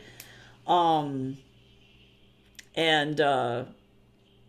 they are not a genetic experiment necessarily, but they are run by a cult. And unfortunately, the main love interest, Caden, was indoctrinated into that cult and is trying to desperately leave said cult, but can't change now what he is and how that I guess physiologically fucked up everything about him. And so the whole novel I want to be a commentary on toxic masculinity and how it typically preys on young men to get them to join cults or fascist movements, and how it effectively irreversibly changes you for forever. But you have somebody like Quinn who is very targeted by those groups, and he is trying to also find his place in a toxically masculine world as a 5'1" something trans man who constantly gets infantilized and told that he looks like a child. So it's got a lot of commentary on masculinity and what that means for people. So I'm excited about that. Yeah, I tend to not read any fanfic on Wattpad because I'm working predominantly with Wattpad's actual publishing house side, because they're owned by Line Webtoons, so they do have an official publishing house that's attached to them. And they just mostly publish romance, so that's going to be just the nature of romance, period, is just people are going to want thirsty content. But not always. Wattpad's actually pretty good with their originals content about making it clear that you can be as sexy or as not sexy as you want. And that's like totally up to you as the author. Certain genres that they do have an expectation for spice. They say that you have to include the spice. So that's going to be mostly like dangerous love or things like that. But I definitely do not go over into the fanfic area. King of Dust, my novel, was actually on their editor's choice list twice, and it has no romance in it almost. It's a book about breakups, and it has like some fade to black scenes. It's like very light and stars a bisexual main character. So this guy is the boyfriend, the ex-boyfriend. Darius is our main character. He's very weird. And then Astrid is his new crush. So, but it definitely talks about more so about Darius being toxic as fuck. So a lot of people, I think, have pretty negative connotations about Wattpad because they only read the fan fiction on the site and don't know that, like, yeah, it's an actual publishing house. It's definitely not Wattpad's fault. The whole thing is filled with very, very concerning fanfics. I fucking can. Oh, gotcha. Yeah, like on paper, my parents were the ideal adoptive parents. My dad was a doctor. My mom has degrees in nursing and teaching, and 3 siblings were also adopted too from other places other from places other places than me. I see. Yeah, shit gets wild. Mine's a commentary on racism, speciesism, and how those not considered pure humans are experimented on a societal level through food and water manipulation. Yep, that's fucked up. That's some fucked up shit. Yep. We don't like that shit. Don't experiment on people. That's uncool.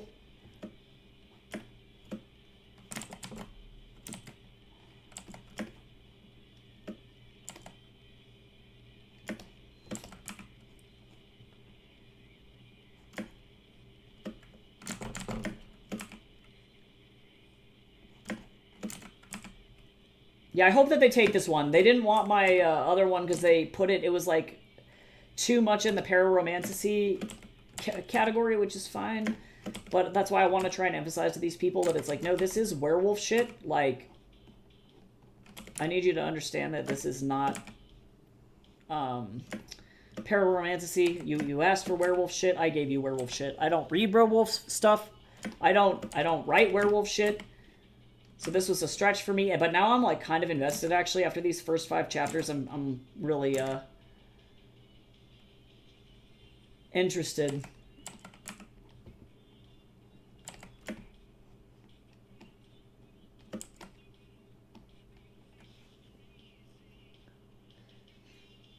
Yeah, if you don't draw from real life experiences, your book's gonna, I think, come across as hollow, if that makes sense. I know that there are a lot of especially romance authors out there who are really formulaic with what they do, and sometimes it works. Like, I do get it, get that bag or something, but that's predominantly why I don't read romance, particularly para-romantasy, because it is so formulaic. Like, it becomes, you know, girl meets boy, fucking, oh my god, he sparkles. Okay, it turns out she's a secret fairy princess and now has to save the world and save their romance. And it's like, okay, like, what? Why do I care? Like, why should I, yeah, why should I care? This character you're drawing is so extra. I love it. You should definitely read this book. It's free on Wattpad, and it will be forever. It's there. Yura is the definition of petty bitch. He is, he's got reason to be, but, yeah, he's so fucking petty.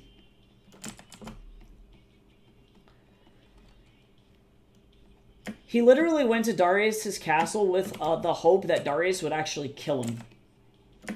And then he showed up and Darius was like, "Hi, do you want some cheese?" And he's like, "What?" What the fuck are you talking about, you freak of nature? Darius was like, "I actually don't do that shit. To be quite honest, I am actually emotionally traumatized." But Yura was in a really dark place.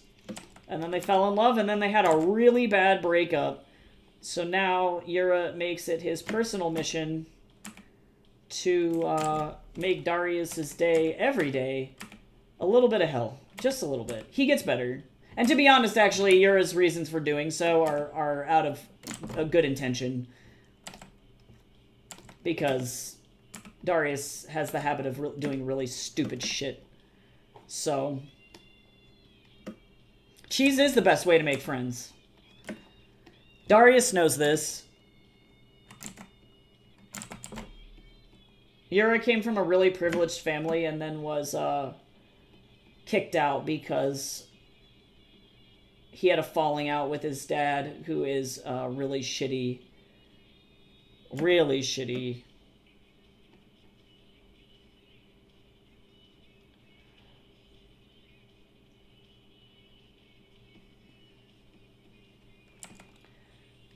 So,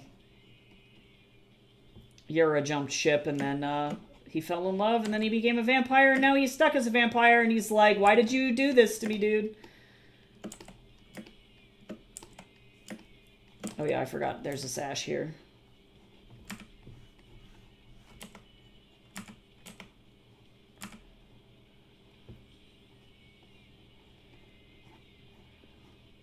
There we go.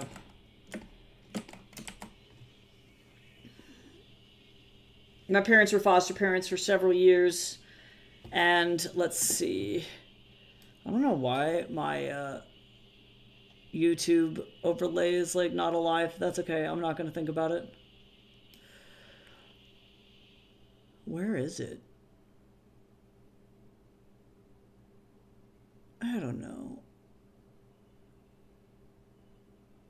I'll go find it later.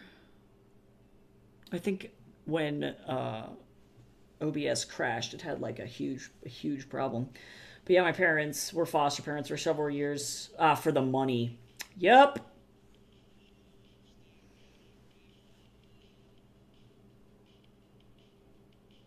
Yep. No, that's rough. I'm so sorry that that even happened, because that is definitely not how childhoods should go. You know, that's, yeah. No, we need to make things better. Things need to be better. Yeah, period.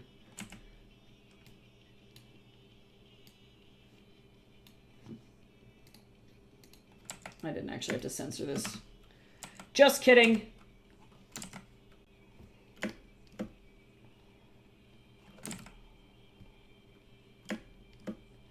See, how do I want this hair to fall?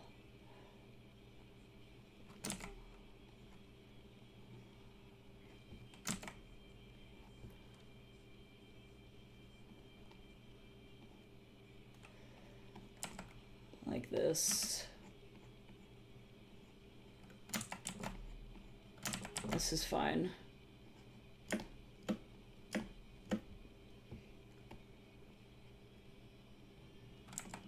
Yeah, this entire book is literally like how to not be toxic and how to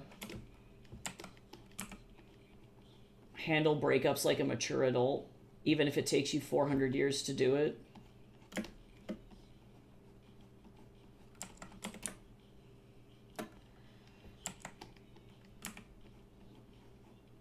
If anybody wants some spice and intrigue over this book, somebody called me a pedophile in a review. So if you want to read a review or a book that was written by a certified groomer and LGBT pedophile, it's me. Clearly, obvi. That was the most homophobic review I've ever gotten.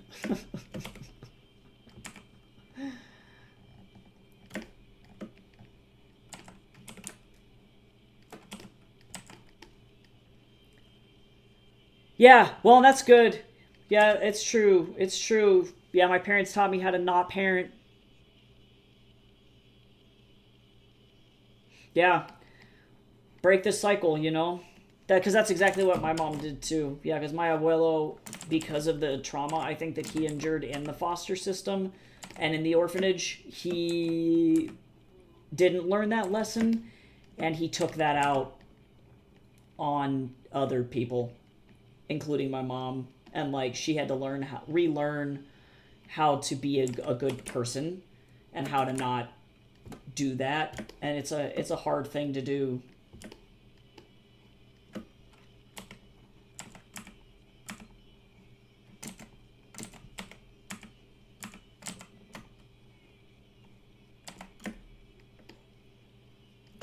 What kind of review was that? Yeah, the person didn't like that my main female love interest, Astrid, effectively copes with her trauma by, I guess, like, allowing herself to be a child, if that makes sense. So, like, she definitely does a lot of, like, childhood therapy techniques. So, you know, she likes to indulge in things that she wasn't allowed to have when she was a kid. So she has a stuffed bear that she likes to hold because she's afraid of the dark. She likes to read fairy tale books because they give her a lot of hope. And like, she doesn't like the fact that the real world is filled with a bunch of dark bullshit, and it makes her really sad. And she, let's see, what else? She likes to hold people's hands because she wasn't allowed to physically touch people because she was locked in a fucking basement her entire life. You know, so she has a lot of characteristics where that's how she copes with her trauma, is playing with her inner child and letting herself heal that way. And Darius, I don't want to say he enables it, because enable has like a negative connotation to it, but he allows her to do that by giving her the tools that she needs in order to cope. And that makes her an incredibly kind and caring person, especially towards children, because she knows what it's like to have your childhood taken away from you. And the lady that left that review, first of all, was like really weird about the fact that Darius was a vampire and was old, and was like, and by old, I don't think that she realized that like Darius is like 23 years old, but he's been 23 for fucking 400 years. You know, so it's like he's really not that old. And that's just the way that it goes. But then also Astrid, she's an adult. She's 19 years old. And in Darius's mind, it's like, okay, well, you're still a baby. And he uses that kind of language to refer to her. It's like, I don't want her to get hurt because by my standards, she's a literal child. And if anything bad happens to her, I will not fucking be able to forgive myself. Like, that would be horrendous. And that lady that left that review interpreted that as, oh, well, this person that's writing a review is a queer pedophile. I don't like the fact that the love interest, the main character, is bisexual and is effectively exploiting a young woman, in her words, not actually what happens in the book. And then proceeded to DNF the book and then leave a really homophobic review. So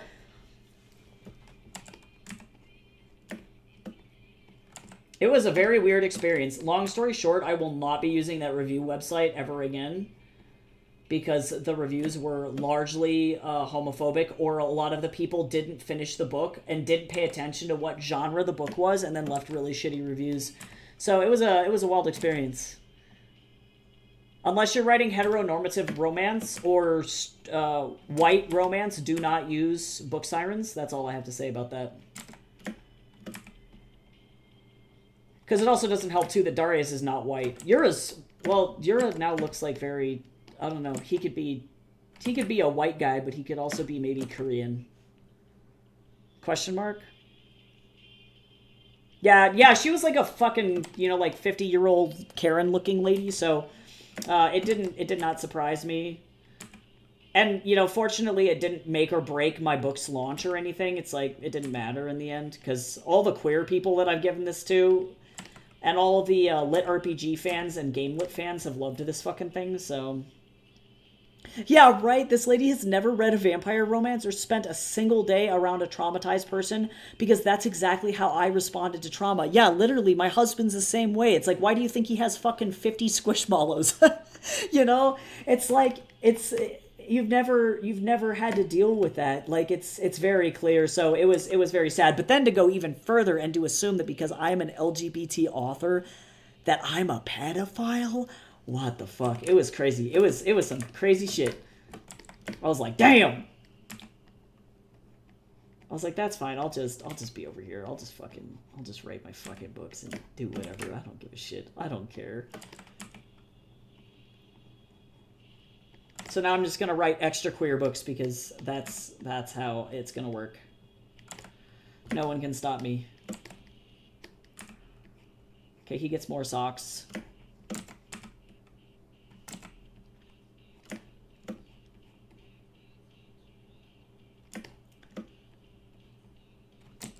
If I can get through this in the next hour, this whole sheet, I'm going to be really impressed, actually. Socks.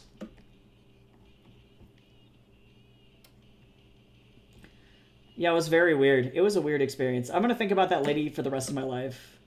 But I've been using it to market my book, because I was like, if you want to read a book where a homophobe thought that I was a groomer pedophile for writing...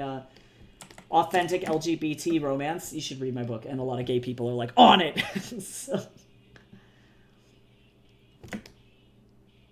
Okay. I wish that I could just move him, but... He's short. I can't do that. What I can do... is I'm going to actually take this turnaround. We're going to duplicate this turnaround. I'm going to put it here. And then I'm going to turn on, actually, I'm going to do Darius's turnaround. I'm going to grab the front. We're going to duplicate this as well. I'm going to put it up here. This one goes up here.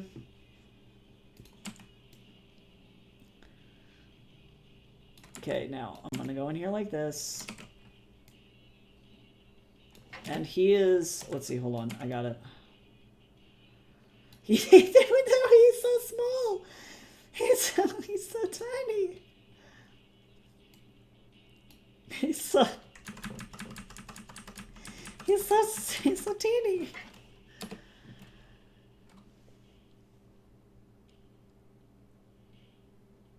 My parents taught me how to not parent and treat kids, or oh yeah, how to, or to not treat parenting like it's a crusade to save kids. True. Okay, so let me go like this, and we're gonna go like this, and we're gonna go like this. And then I'm gonna merge this group. And we're gonna go like this.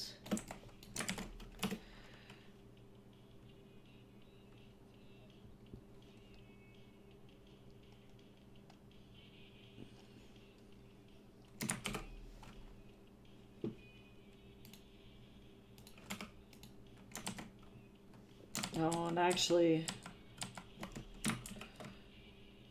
let's do this instead. There we go, better.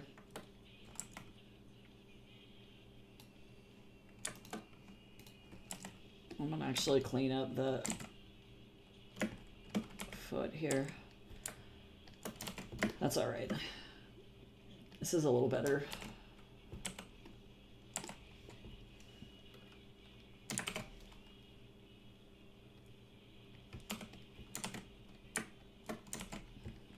Oh, well.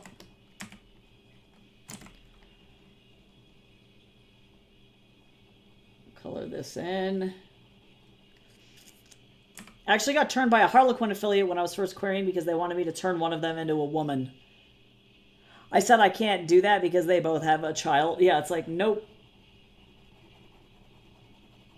Not gonna do it.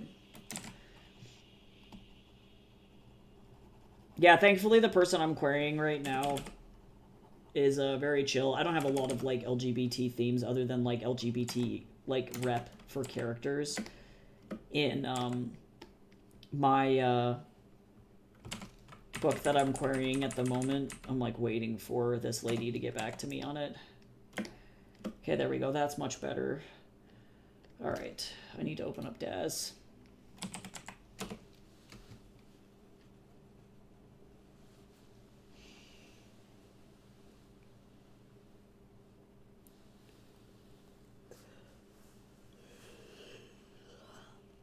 Yeah, people trying to like change character sexualities or genders in books is wild to me. I'm like, please leave them alone.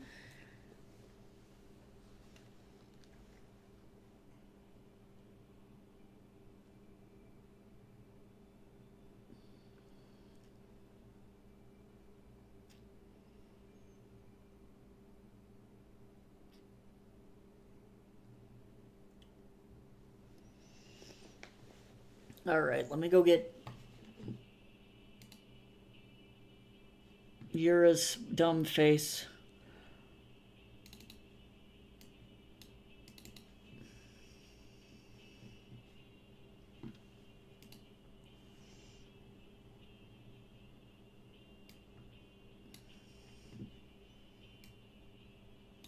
This model is like low-key kind of terrifying though.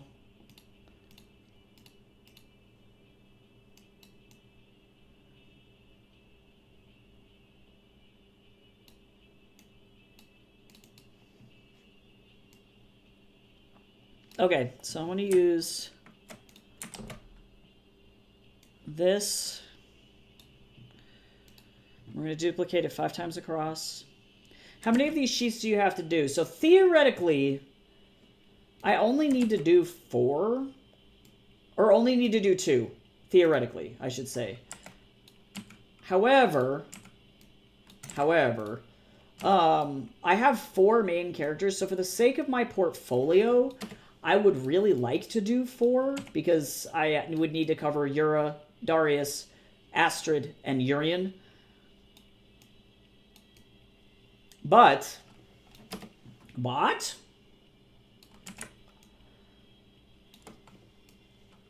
everything is weird. And I don't have that much time. So I would really like to, at some point, be able to fill in also 2 like color palettes for these characters, but I haven't even done that. I think that just for the sake of my own sanity, I'm probably not going to do color palettes on these like I thought I was going to. Like getting through the actual sheets themselves might be better. Hard to tell. All right, time to roll for expression. Here we go.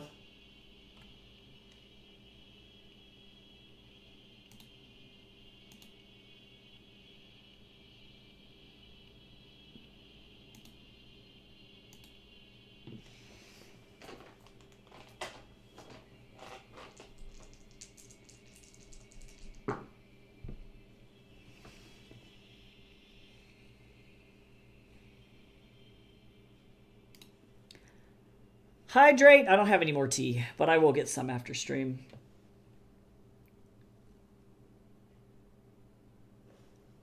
And stretch. Stretch, you fools. Yeah, why can't you see a couple just as normal? Or yeah, as normal just because their bits match, right? I was so mad I almost printed the rejection and fed it to my goats so I could send them their attitude in little brown pellets. Honestly, right? I was just sad. It's just proof that they like, and I don't know when you pitched this to them, but like, they're not very up to date on the times because like LGBT romances are fucking selling like goddamn hotcakes right now, just from like an upmarket perspective. And so the fact that it had LGBT themes nowadays would do really, really, really well right now. You know?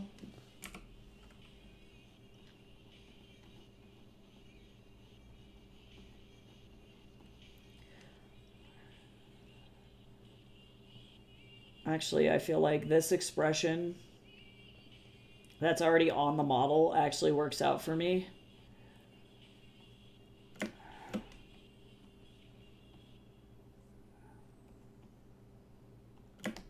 Flip.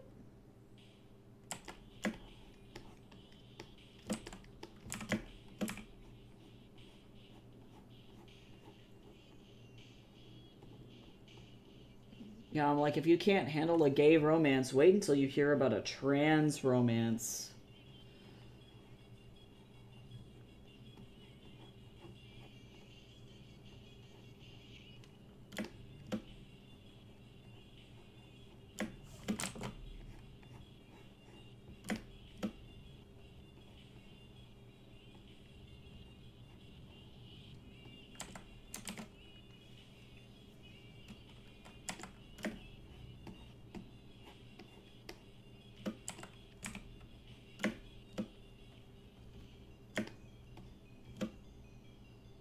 You're never gonna believe what those folks have in their pants. What a time to be alive.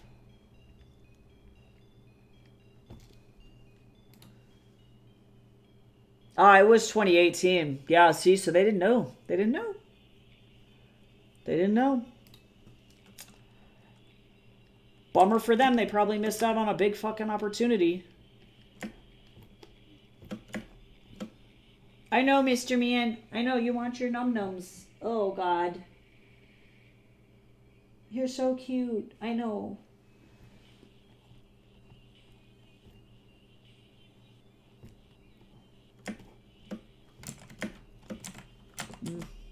Sometimes I make a line and I don't like it.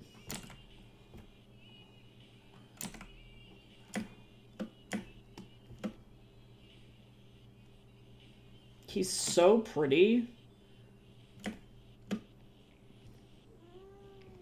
No, Mr. Man. You don't need to, like, claw on my chair. You can just jump up in here. Come here. You little weenie. Thank you. Yeah, to be honest, I, like, low-key kind of want to have a day off tomorrow, so I might just be like, okay, so for the sake of this portfolio, let me know if I need to do 2 more, because I have so many characters, but, like, I just physically don't have the time. Like, I don't know how to tell this professor that I, like, with school included, I work 67 hours a week. Like, I physically can't... I can't fit any more hours in. Like, if I want to have a day off tomorrow to work on personal projects, then I need to stop. Like, I physically can't. I can't make time stop.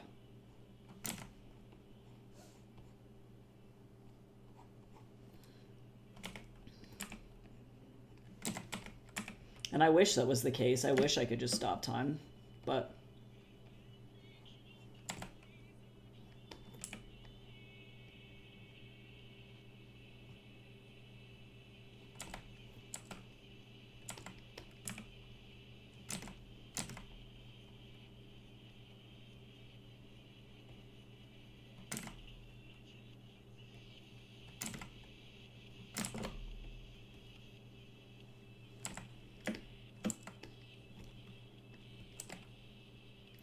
Actually, there's warping that's happening because of the perspective camera, so I'm gonna have to go in and clean this up, but that's okay.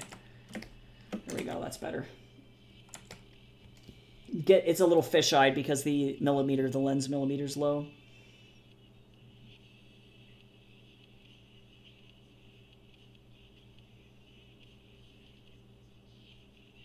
No, I think you'll be fine, Blue Breeze. You just gotta query the right person.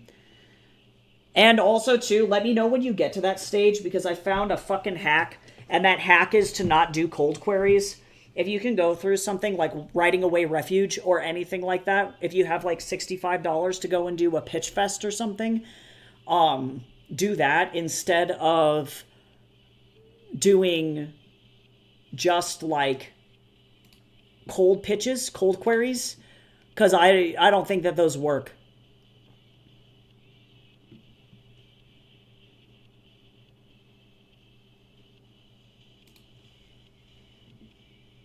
Oh, I feel so bad about your husband, Penumbra. No, I hope he feels better. That fucking sucks.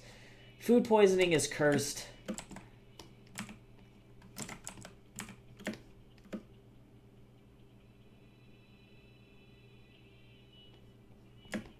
Yeah.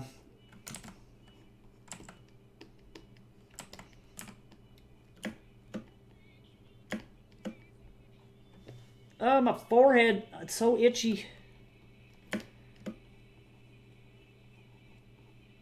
Actually, I think I want more of like a despondent kind of look here.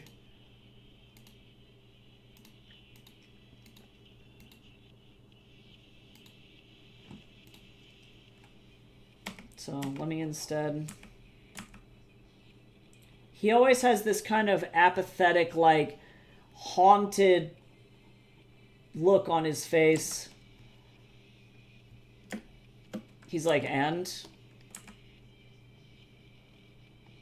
He looks tired, you know? Very rarely smiles.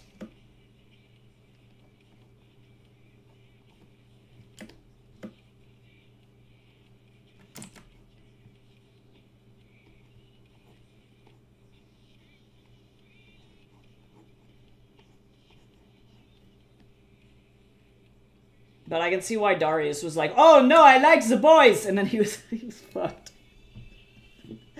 Oh shit! Oh no, the boy is very pretty! Oh fuck! Oh no!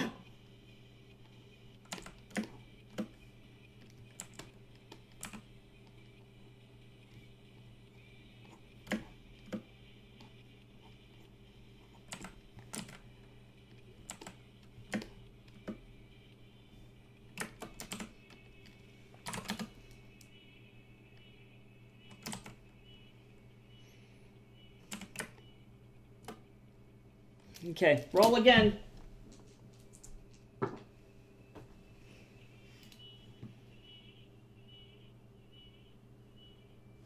Oh, this is a good one.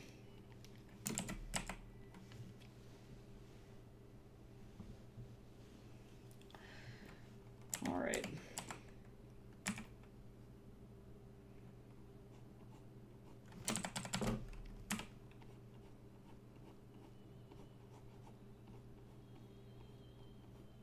Definitely Yura has the rage, too.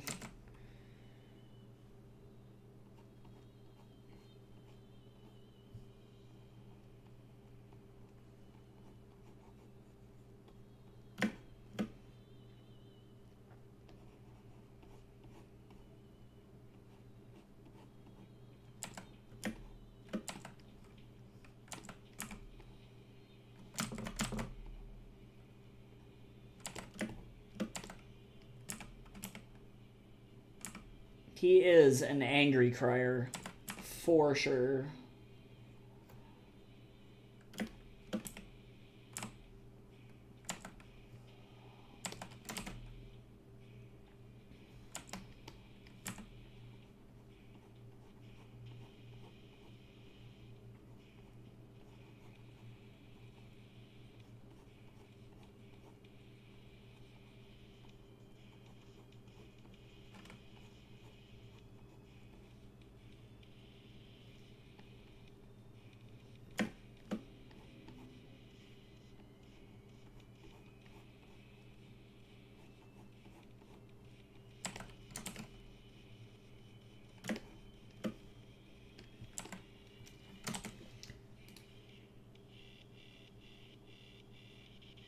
Yeah, no, he's baby.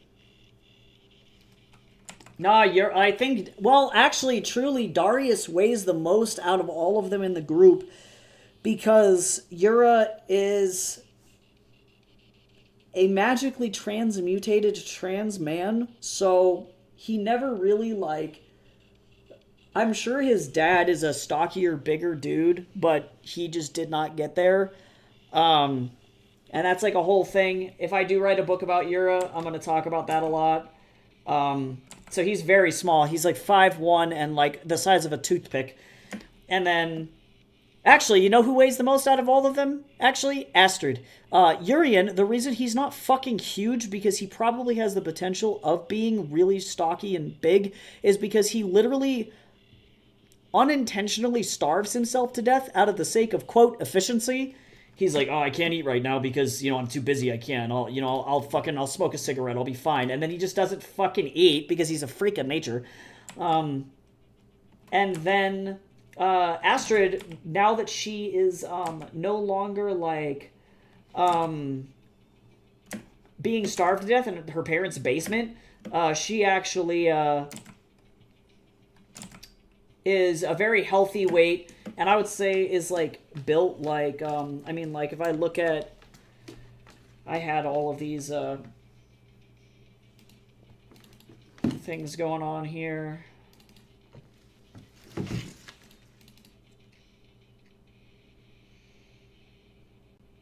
Yeah, because there's Urian.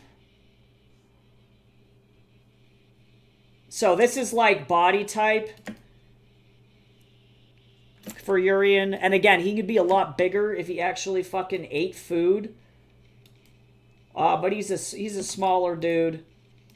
And then, oh, I accidentally hit the print button. We don't need that shit.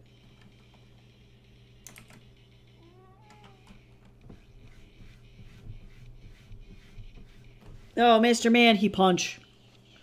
Can you give me like 20 more minutes, Mr. Man? Yeah, and then, yeah, Astrid is definitely like very mom-shaped. She's just like, now that she's actually eating, it's like, oh, cool, she's not fucking starving to death. So, she's a very full woman. Happy, radiant like the fucking sun. Definitely not like weird twiggy cleric lady, although these outfits are very cool. But yeah, she definitely, I think, has the most weight out of them. Yura just happens to be a baby. Darius comes in close second.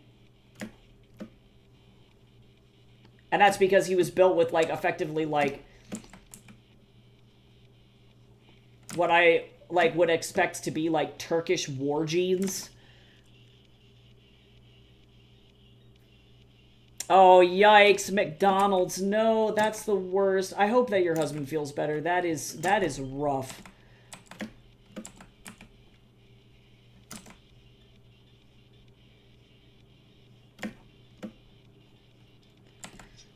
And it's, like, hard, because you're like, I want to save money, and then you're like, oh, God. And then it fights you.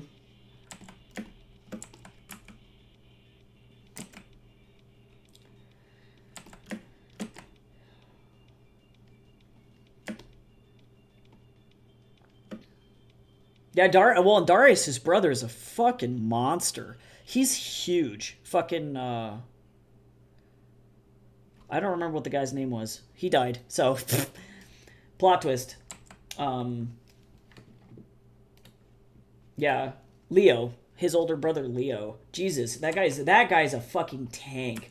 So, he would have been considered, like, the Mortreyan standard. And I think about, like, other Mortreyan characters like Sinsan and his brother, who lead the Mortreyan troop in Starkovia. Those guys also are fucking huge. Because Sinsan is built more like Darius, and then Sinsan's older brother, who's, like, the other leader of the Mortreyans, is also a big-ass dude.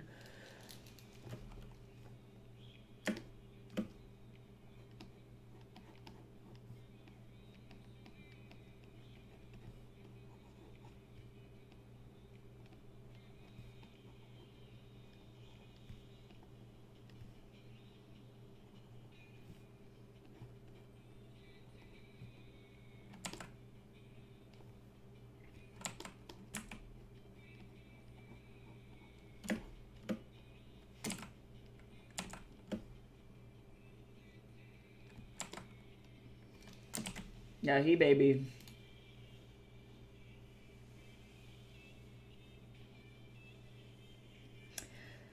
My entire thing. So for context, I'm a visual development major in college at the moment. So I kind of bounce back and forth between getting a publishing master's and then doing this, doing the visual development side of things. But like a huge part of visual development is having a reason for everything.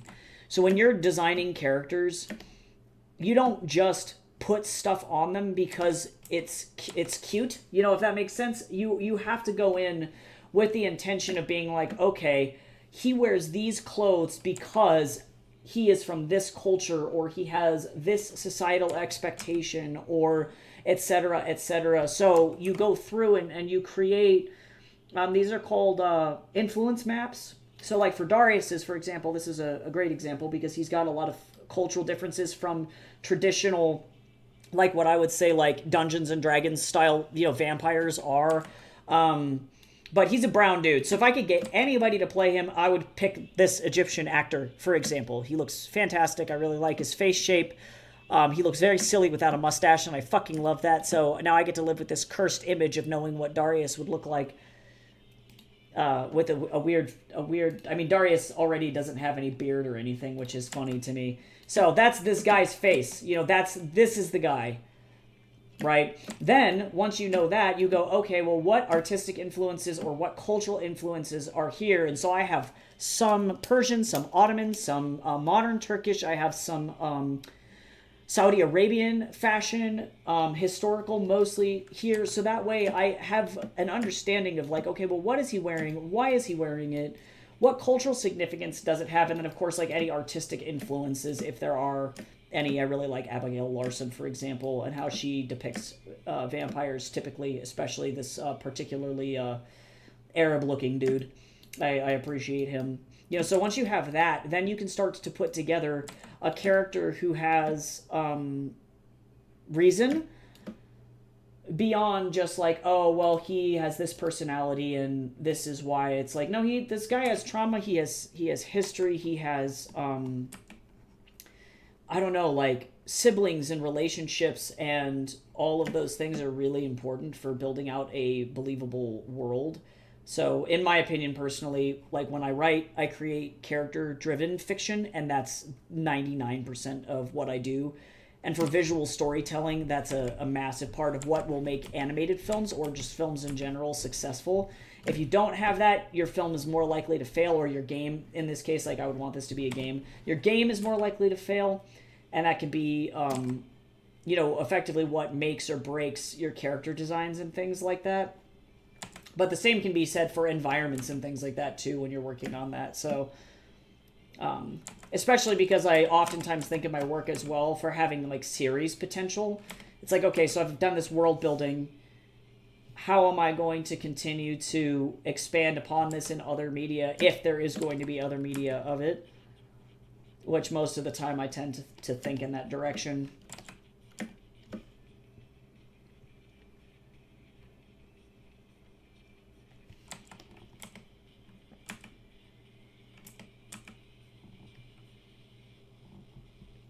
But that's definitely, I think, probably some of the highest compliments I think I've received on, like, any reviews, whether they were for, like, review contests or award contests or things like that. Like, it always definitely makes me feel super good when I get a review back. And the person's like, yeah, these people feel like real people. And it seems like low-key crazy, but like in my brain, it's like it's because they are real people. You know, they have like all of this shit that I consistently think about. It becomes a kind of a no-brainer for me when I write or when I work on art of them. I don't really have to do a lot of like concept testing because it's like, no, I know who they are and like why they do what they do and what they wear because... Sir, I need you to calm it down. Mr. Man, did you knock over the trash can?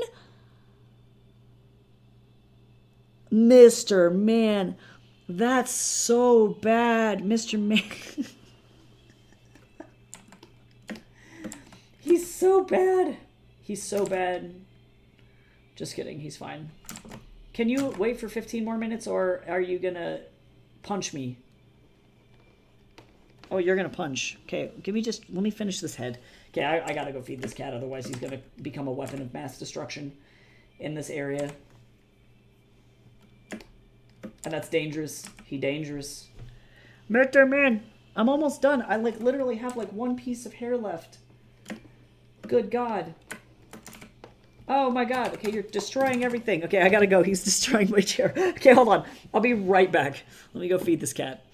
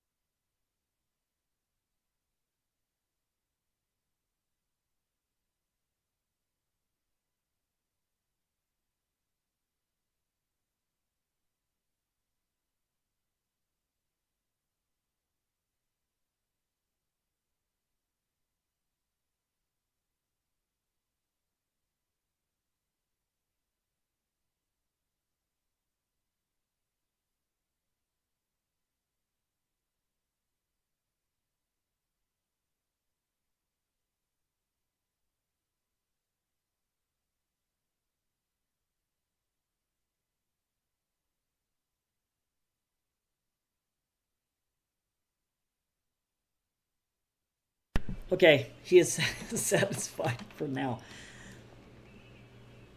I can't believe he punched over the trash can. What an asshole.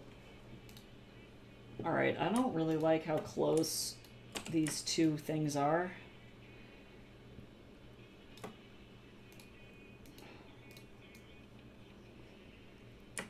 Okay, that's fine. I don't think I'm gonna get... I don't need this anymore. I don't think I'm gonna get through all of these.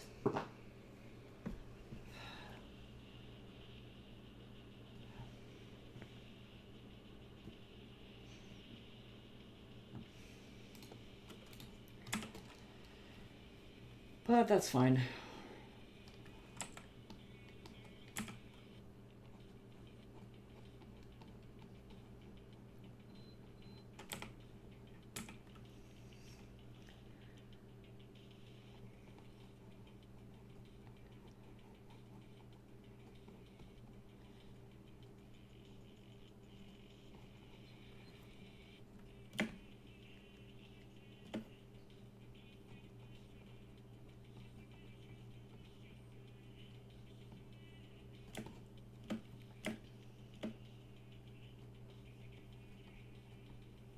But I don't know, maybe...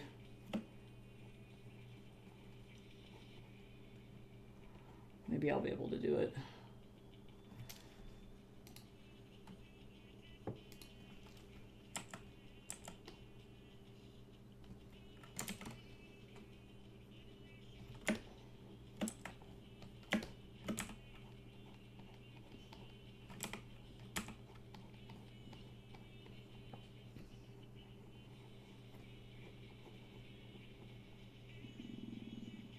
I'm hungry too. Mr. Man had the right idea.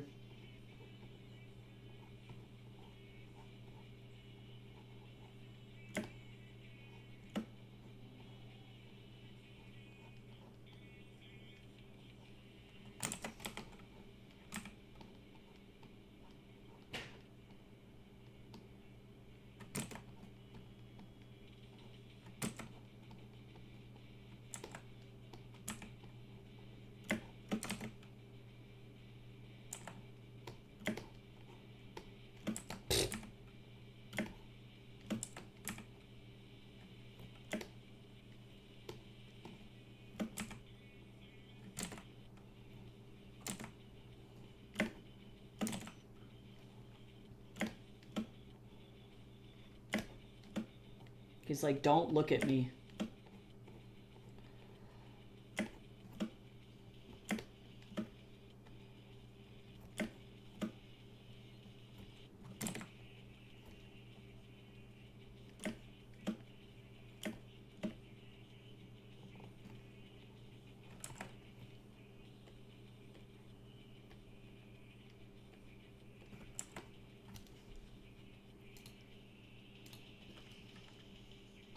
Yeah, I'm definitely very happy with these two.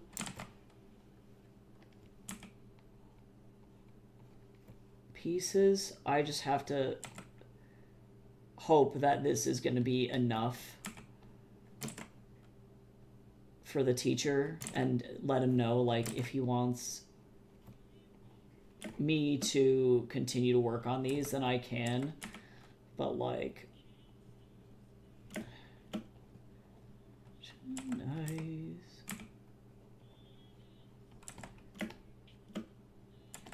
Skies. Silence, ocean eyes. Ocean eyes. There.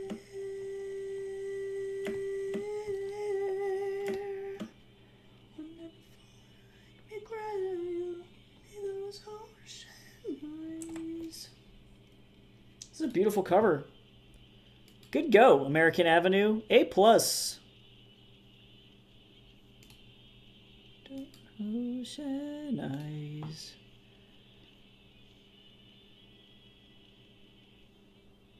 Damn, there's only one guy. This is one dude playing every instrument and singing. That's fucking so impressive. Holy shit. Hi, Jace. Oh my god, his voice is so pretty. What the fuck? Yeah, no, seriously, Jace. Whoa, what the fuck? No, all of a sudden, whoa.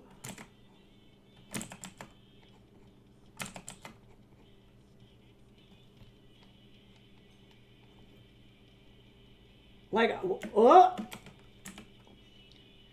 Me cry, give me those ocean eyes. I'm scared.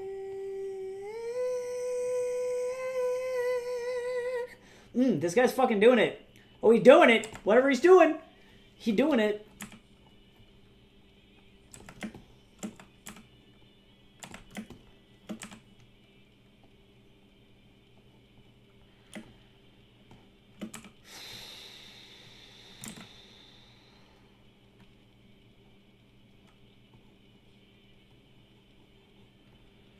Hopefully this guy won't be like, this is too loose. He'll be like, well, I have life. I love this one. This one's probably my favorite one, to be fucking honest.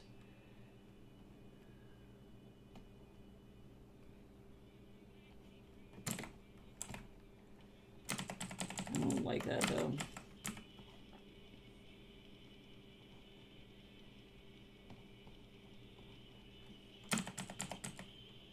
Oh no, cone of shame. That's sad. Ladybug, why? Crying, give me those ocean eyes.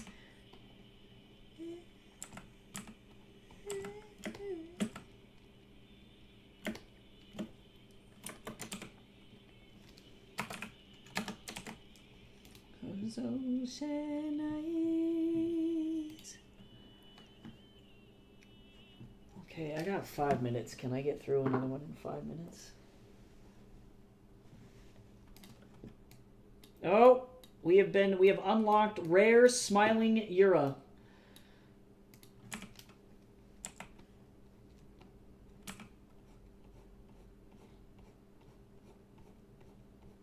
It's kind of cursed. I don't know if we should be concerned. We should be scared.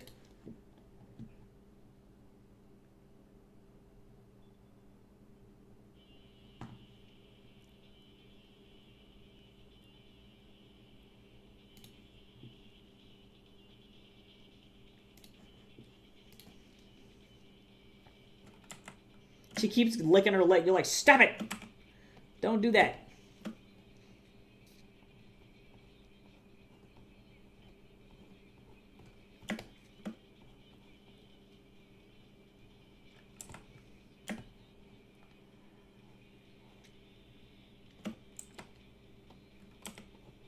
need more.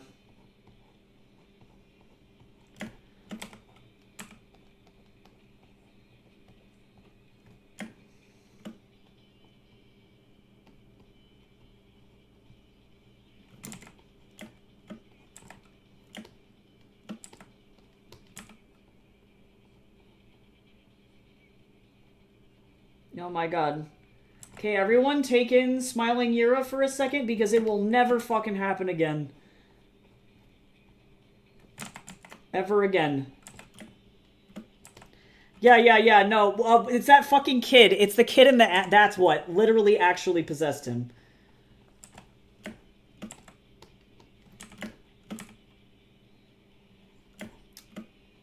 He literally had to be possessed by a 7-year-old in order to get to this point.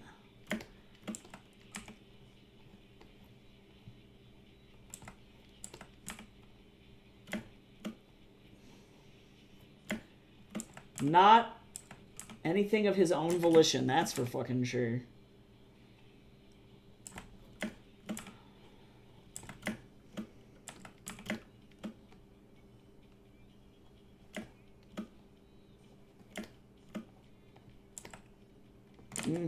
Nope.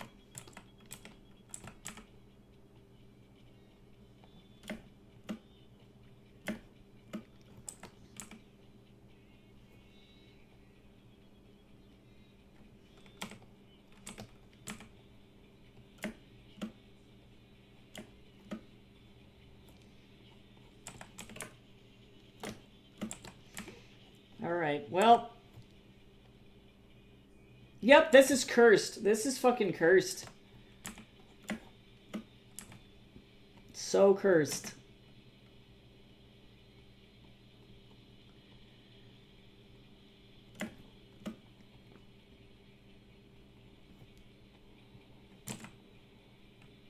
What if he just Marquis de Sade'd it and then didn't have any, like, actual shirt on under this?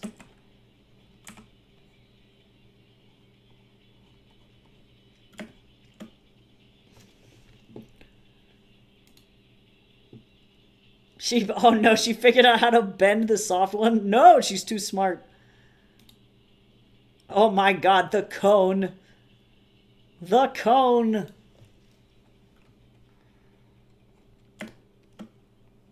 Rough.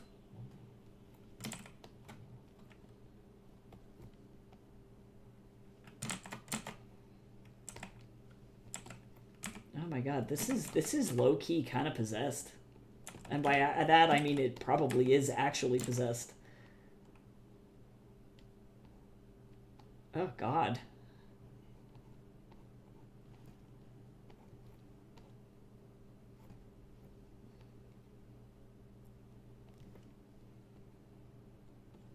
Terrifying.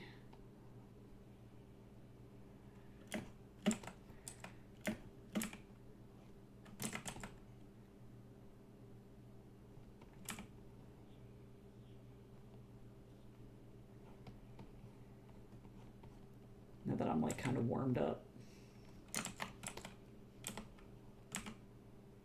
At the end of stream. Okay, well I did. God, I might as well just do the other one. I might as well.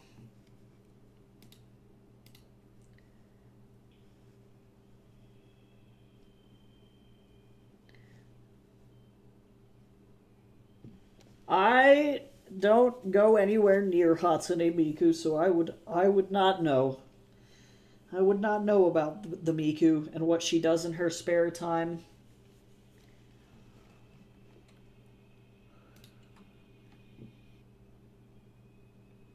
All I know is about that guy. Whoops.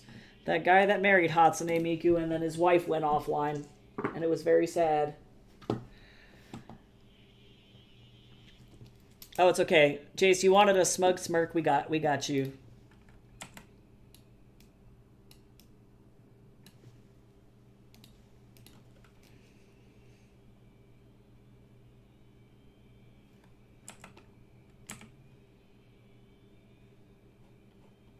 Oops.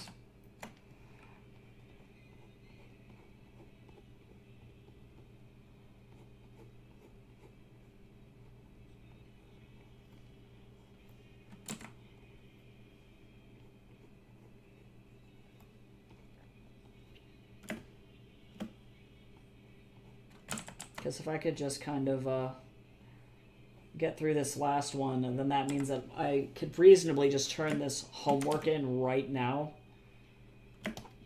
And that's really ideally what I should do.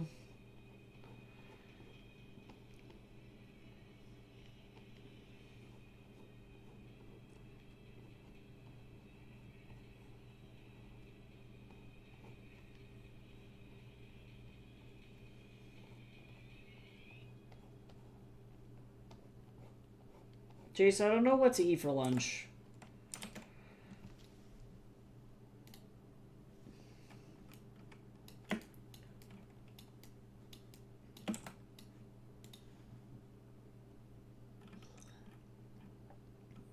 Oh yeah, no, yaoi is just a word for MLM. So if you read like gay fiction,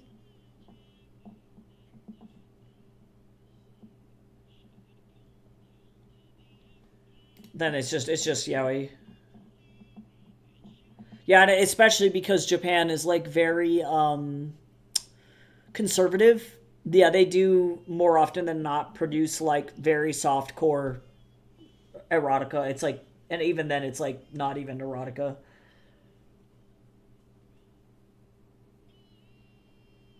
And even then, I feel like swords for male genitals is that's even less that's less censoring than most yaoi. Like when we say fade to black, we mean it's like they start to kiss and then they don't show you anymore. Like that's more like normal, I guess, or more common.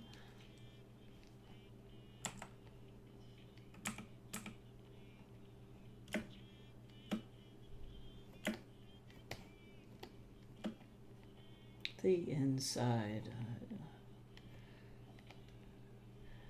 Oh, the circle will grow from the inside of the inside. The circle will grow. Yep, it was only a matter of time before this fucking face showed up. True. Yeah, our a Yura fucking sheet would not be complete without whatever this without whatever this fucking expression is. Like, I don't.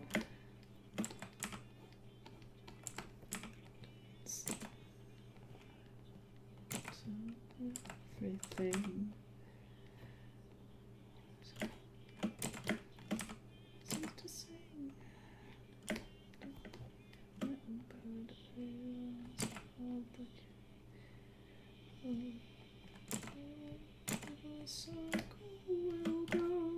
From the inside of the inside. But it's going. I just have one more expression to do, and then I may or may not turn this in. I could be possessed tomorrow to fill out this particular sheet with potential colors. Although I have not done any color studies for these fucking figures yet, so I don't really want to put colors in it and be like, yeah, these are my official colors here.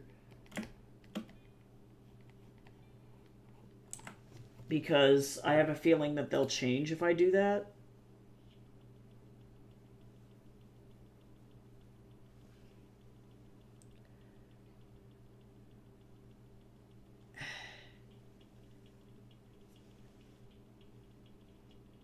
Yeah, it's all coming together. No, true. True. Yeah, no, he's definitely, Yura is a piece of work. That's what I would use to describe him. This is the look that he gives you when he knows that he has just mentally outmaneuvered you and is like, checkmate, bitch. Like, he's a Karen. Yura's a fucking Karen. I said it. I said it.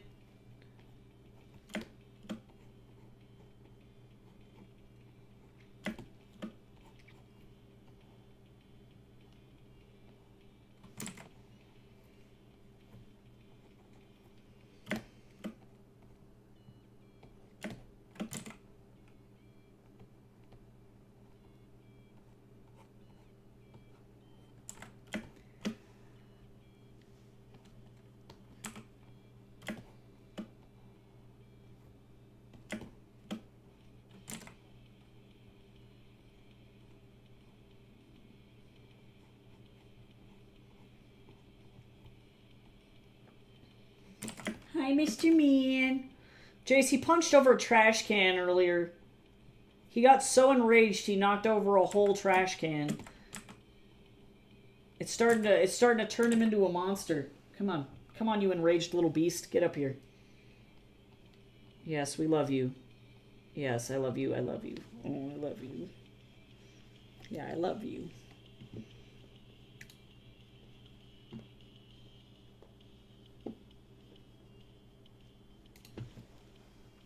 Yeah, Yura's just a Ukrainian name. He's Eastern European. Oh my god, Tatsu, why are you trying to fucking burrow in my pants? Jesus Christ. Lay down.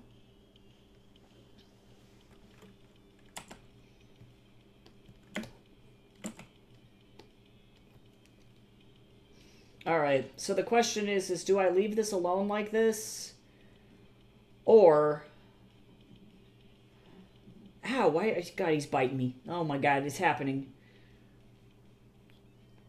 Let's see.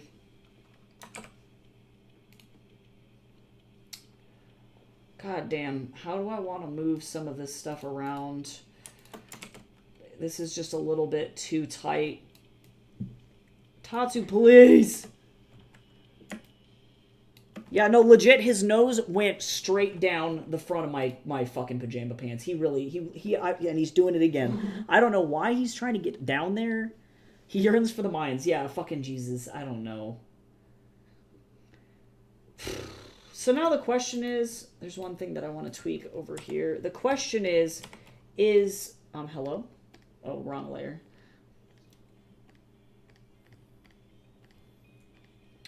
I don't know if I want to, there we go, better. Those brayers are fucking ridiculous. They're so poofy. Mister, please chill out. Hydrate. Okay, I'll do a double hydrate once I get off stream because I need to go and refill my tea. The water's hot again. Sir, don't touch my tablet. He's so bad. All right. So...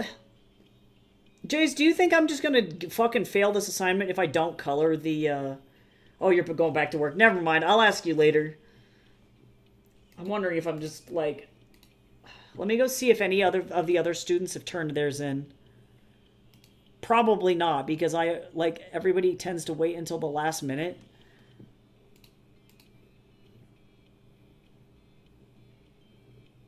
Which is upsetting. And I'm so happy with, like, everything and how it looks.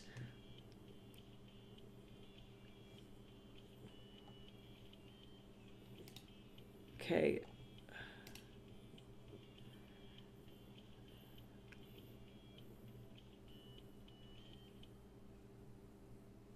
Oh, and this person has, like, a whole-ass maquette, too. Okay, so I can only assume... Oh, but they have color...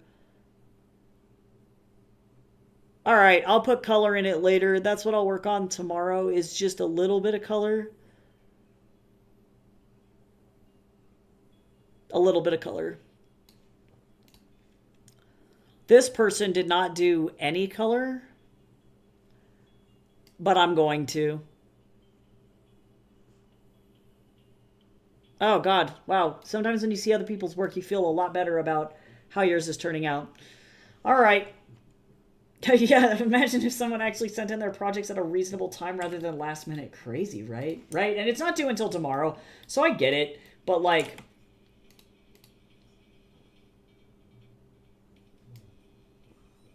Yeah.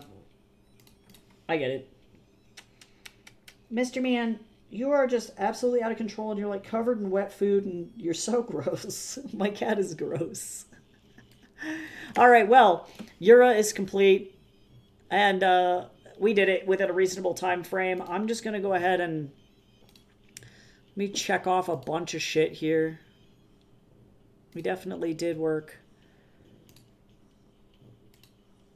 And if I feel like tomorrow I want to do a little bit of this, then I will.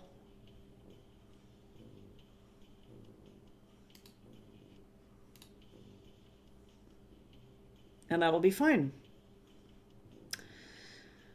So, I'm going to go ahead and go. I got to go get some lunch done. And I'll be back tomorrow, probably working on